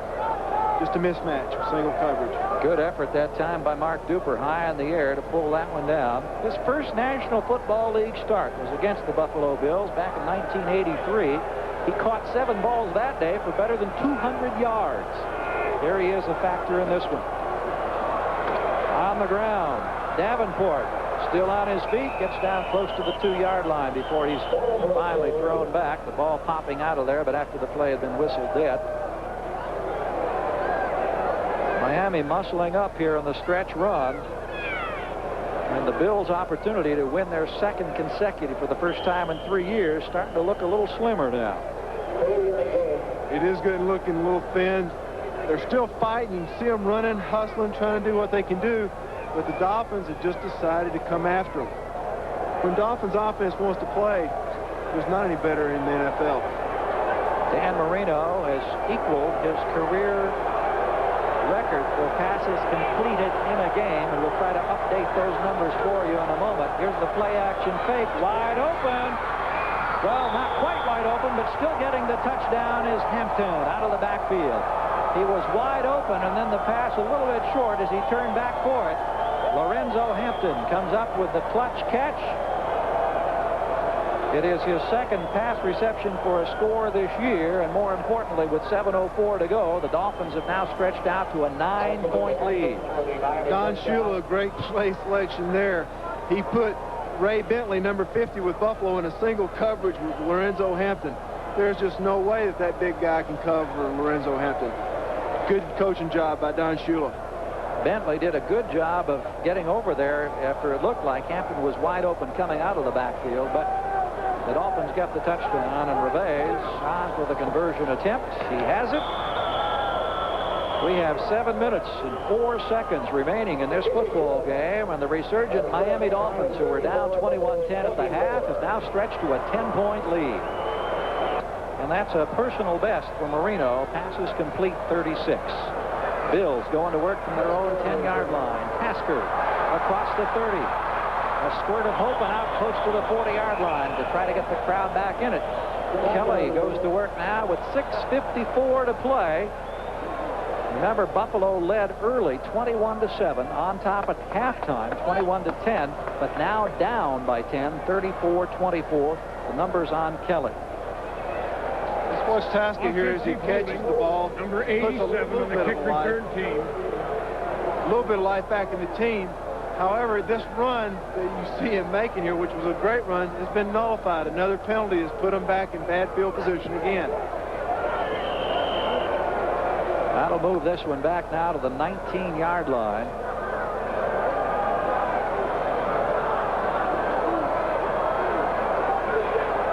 Out of the shotgun. Kelly down by 10 points, completes the pass out of the backfield. Ronnie Harmon. Don McNeil with defensive coverage for Miami. And Buffalo's already gone into their hurry-up offense. Indeed they have. No huddle. Getting ready to go. Waiting for the officials to rule the ball in play. Pickup of about 5 yards on that last pass. Kelly stepping up against the pressure. And look at that hit by Rene Thompson against Andre Reed. Rene Thompson, who is a rookie, has great speed. He was a college walk-on from the track team down at Baylor. He was a hurdles champion. Ended up playing some football there, and Don Shula says that this young man has a lot of potential.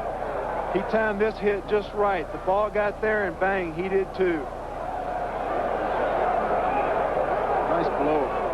So 3rd down and 5 for the Bills. Trailing now 34-24, and again out of the shotgun. Out of the backfield, Riddick on the far side. Got a little bit of room, but another fine tackle at about the 27-yard line by Rene Thompson. Thompson upended Riddick, and Riddick appeared to be short of the first down. So the kicking team comes onto the field to a chorus of boos here at Orchard Park, New York. 6 3:16 to go. Marv Levy, in his second game as head coach of the Bills, saw his club respond last week with a victory against the Steelers, 16-12. Up early by 2 touchdowns against the Dolphins, but now facing a very big obstacle as they have to surrender the football, down by 10 points. Kidd really getting his foot into another one, and back at the 16-yard line, it's Ellis. Ellis pulled down at the 25-yard line.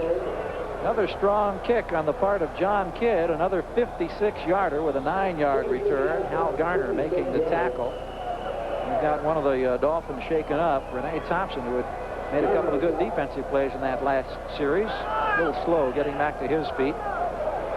Shula talking with Straka Marino across the way as to how they'll play it on this series now with a 10-point cushion and 6 minutes to play. Well, the Dolphins on the last series did run the ball a few times a little better. That'll help them out somewhat. But, you know, when you think about the Buffalo kicking that ball away then on 4th down, you got to consider the fact that the Dolphins really haven't shown a run. They got to throw the ball to eat the clock up. So it's much better to punt it away and hope you can get an interception than risk a 4th down situation. Saw the numbers for Marino. 36 out of 51, 384 yards. The 36 completions mark a career best for Marino, now in his 4th year. If you're wondering how many times he's been over 400 yards, the answer is 5 in his career, and 470 is his career best there against the Rams in '84. On the ground, Hampton goes straight ahead for a couple. Trying to work on the clock now, and you see the time remaining here at the bottom of the screen. You know, a lot of people walk away and they aren't enjoying the game, but I remember playing here once in '82. We were down by 10 points with about 5 minutes left. They went down and scored on us, and then we were ahead by 6. And then there was a 75-yard, what they called the miracle pass. We called it the disaster pass. And with no seconds left, they went on to beat us. And I'll never forget that one as long as I live. I about died. Philadelphia back in front of Detroit. 12 seconds to go. Allegre's field goal has given the Giants the lead over Minnesota. Pass completed to Dan Johnson, so the Marino totals continue to mount out to about the 37-yard line. Eugene Marv in on the tackle with 5:13 and counting down now as Johnson, who caught a touchdown pass earlier. Late game's underway. The Raiders jumping out in front of Cleveland. New England, your old team, John, with a field goal against the Rams. Yeah, like that. Big game with Kansas City and Denver today. And the New York Jets scoring early. Giant Stadium against Indianapolis. Both still looking for win number 1. Clayton in motion. On the ground, it's Hampton with the football. First down carry inside the 5-minute mark. 4:38 to go. Buffalo today has shown that they can play run defense.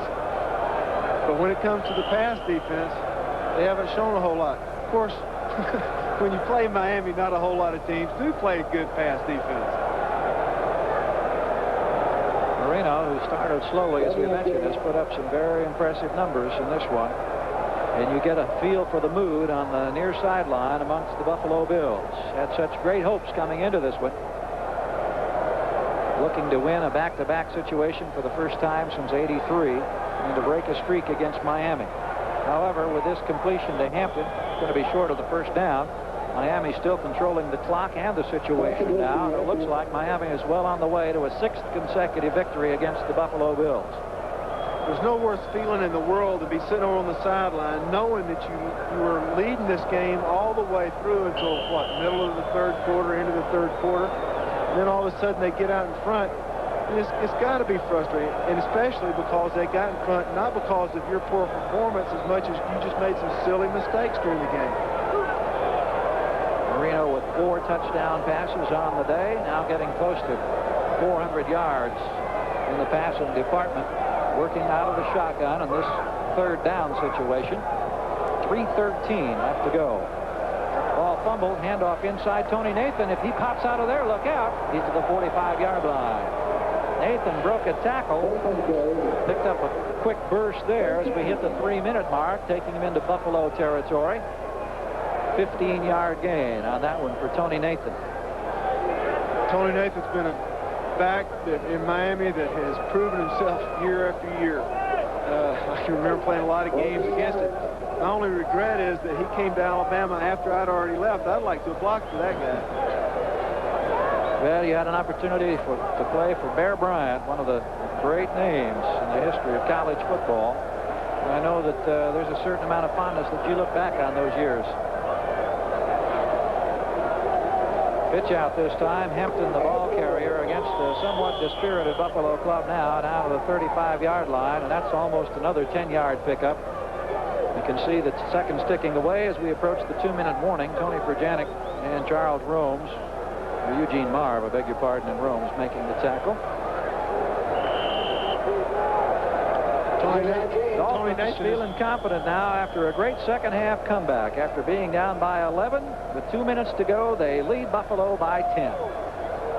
Player Award sponsored by Budweiser, and without question today's MVP Dan Marino from the Miami Dolphins.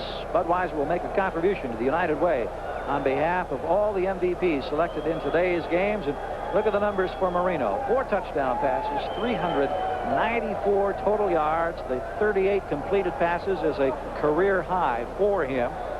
Making a bid here in the final minutes. He still may put it up one more time and go over the 400-yard mark for what would be the 6th time in his career. Came into this ball game leading the NFL in 5 different categories as far as offense is concerned. Despite the fact that Miami's struggling with a 4-6 record coming in, look like they're not going to have a chance to get into the playoffs, only the slimmest of possibilities. Marino continues to impress. 4 touchdown passes today, giving him 27 on the season. 5 games yet to go. Miami controlling the football, second down, yard needed in Buffalo territory at the 35. Hampton looks like he has that yard for another first down, and Ray Bentley makes still another tackle. An active day for him, but certainly a disappointing day for Bentley and his teammates. We have a timeout taken, 1:54 to go, with Miami now firmly in control. Tells you the situation. Miami coming from 11 down at halftime to lead by 10 with less than 2 minutes to go. Marino enjoying a spectacular afternoon with 4 touchdown passes. Now splits Nat Moore out wide to the left. Pitch out goes to Hampton. Hampton being chased and dragged down by Smith. What we've seen today in this turnovers is the turnovers and mistakes by the Bills. You know, we had a fumble by Reddick down here that set up a touchdown for the Dolphins, and then they get capitalized. Momentum turns around. Dolphins go down, score. They keep grinding, getting the momentum on their side. Finally, it's almost a blowout here in the last quarter of football. It's been all Dolphins. Executive producer of NBC Sports, Michael Weissman. Coordinating producer of NBC football coverage, Ted Nathanson. Coordinating producer of NFL 86, John J. Filippelli. Today's telecast produced by Elliot Warner. Directed by Brian Sheriff. NFL 86 produced by Rick Diamond. NFL 86 directed by Mary Buta Lamuscio. Our technical directors, Richard Sansevier and Sal Nagita. Hope that you've enjoyed this one today from Orchard Park. Talk about that swing in the second half, John, and just the first down department. Miami had 10 in the first half. They've had 18 in the second for a total of 28. Buffalo, with those impressive early drives, had 11 first downs in the first half, only 3 in the second half for 14 total. That's a big swing in anybody's book. Buffalo Bills, though, they know they've got a better team than what they're showing right here in the second half. I don't understand, you know, a lot of times when you're falling back and they've lost a lot of games in the second half, and they fall back like this. A lot of times it's either because of one or two things. Number one, they're out of shape. They aren't producing the effort that they need in the second half. Or number two, they've worked so hard during the week that they aren't rested and ready to play on game day. Lorenzo Hampton pulling in that short pass there from Marino. Waiting to see now. There may have been a penalty marker down, which we did not realize. Once again, here on the Buffalo bench, you can see the spirit that now prevails. Buffalo has been frustrated by the Dolphins on so many occasions. We mentioned that it's been 9 of the past 10 in the meetings between these clubs that Miami had won. Actually, you could go back and they've won 30 out of the last 33. That's a serious domination over the years. Miami's dominated everybody in our conference that way. You know, you can just count them off. They've won so many games. They've just been the premier team in the East. And everybody else is completely jealous of them. Once again, second half of the doubleheader is coming up. Some of you are going to be seeing the Rams battling the Patriots, the Raiders against the Browns. These are the other games, Indianapolis and New York, and Kansas City at Denver in the big one. Game 2 on our doubleheader. We'll be leaving here shortly as we're down to 1 minute and 30 seconds left to play in this one. And with that last pass completion, Marino is now over 400 yards. He has completed 39 of 54 for 404 yards. The 6th time in his career to go over that 400-yard mark. And off here is Davenport. Look out, he turns the corner. Pulled down at the 10-yard line. Good second effort that time on the part of Ron Davenport. 14-yard pickup. Davenport scored a touchdown on the receiving end of a pass from Marino a bit earlier in this one, and trying to get a little more insurance here in this last minute and 10 seconds. You know, a lot of times with Miami, what's impressed me about them today is sometimes a team is a winning team and they just win and, you know, they keep going. But once they get down, they tend to give up and not fight for the rest of the year. The Dolphins, they've proven today that they aren't front runners. They aren't people that just win when they've got a good team. They're fighters. They're out hustling. And they came from behind today and did a good job at what their game plan was. John Shula, the man who says he'll never let an error go unchallenged, has to be pleased with this comeback performance. And now Marino, knowing that the Bills are out of opportunities to stop the clock, goes down on one knee, and they go through the formalities of some handshakes and some back slaps as we see the final seconds tick away. And a disappointed crowd, it was a sellout crowd here today at Orchard Park, has seen the Bills with a magnificent early performance in that 21-7 lead in the first half, ending up now short by 10 points at 34-24. Counting it down, look at the grin on Marino's face. Don Shula congratulating Marv Levy. And there we have it. It is now official. It is in the books. We wrap it up. Our thanks for you being with us now. Stand by for the second half of our doubleheader as we send you to your local station.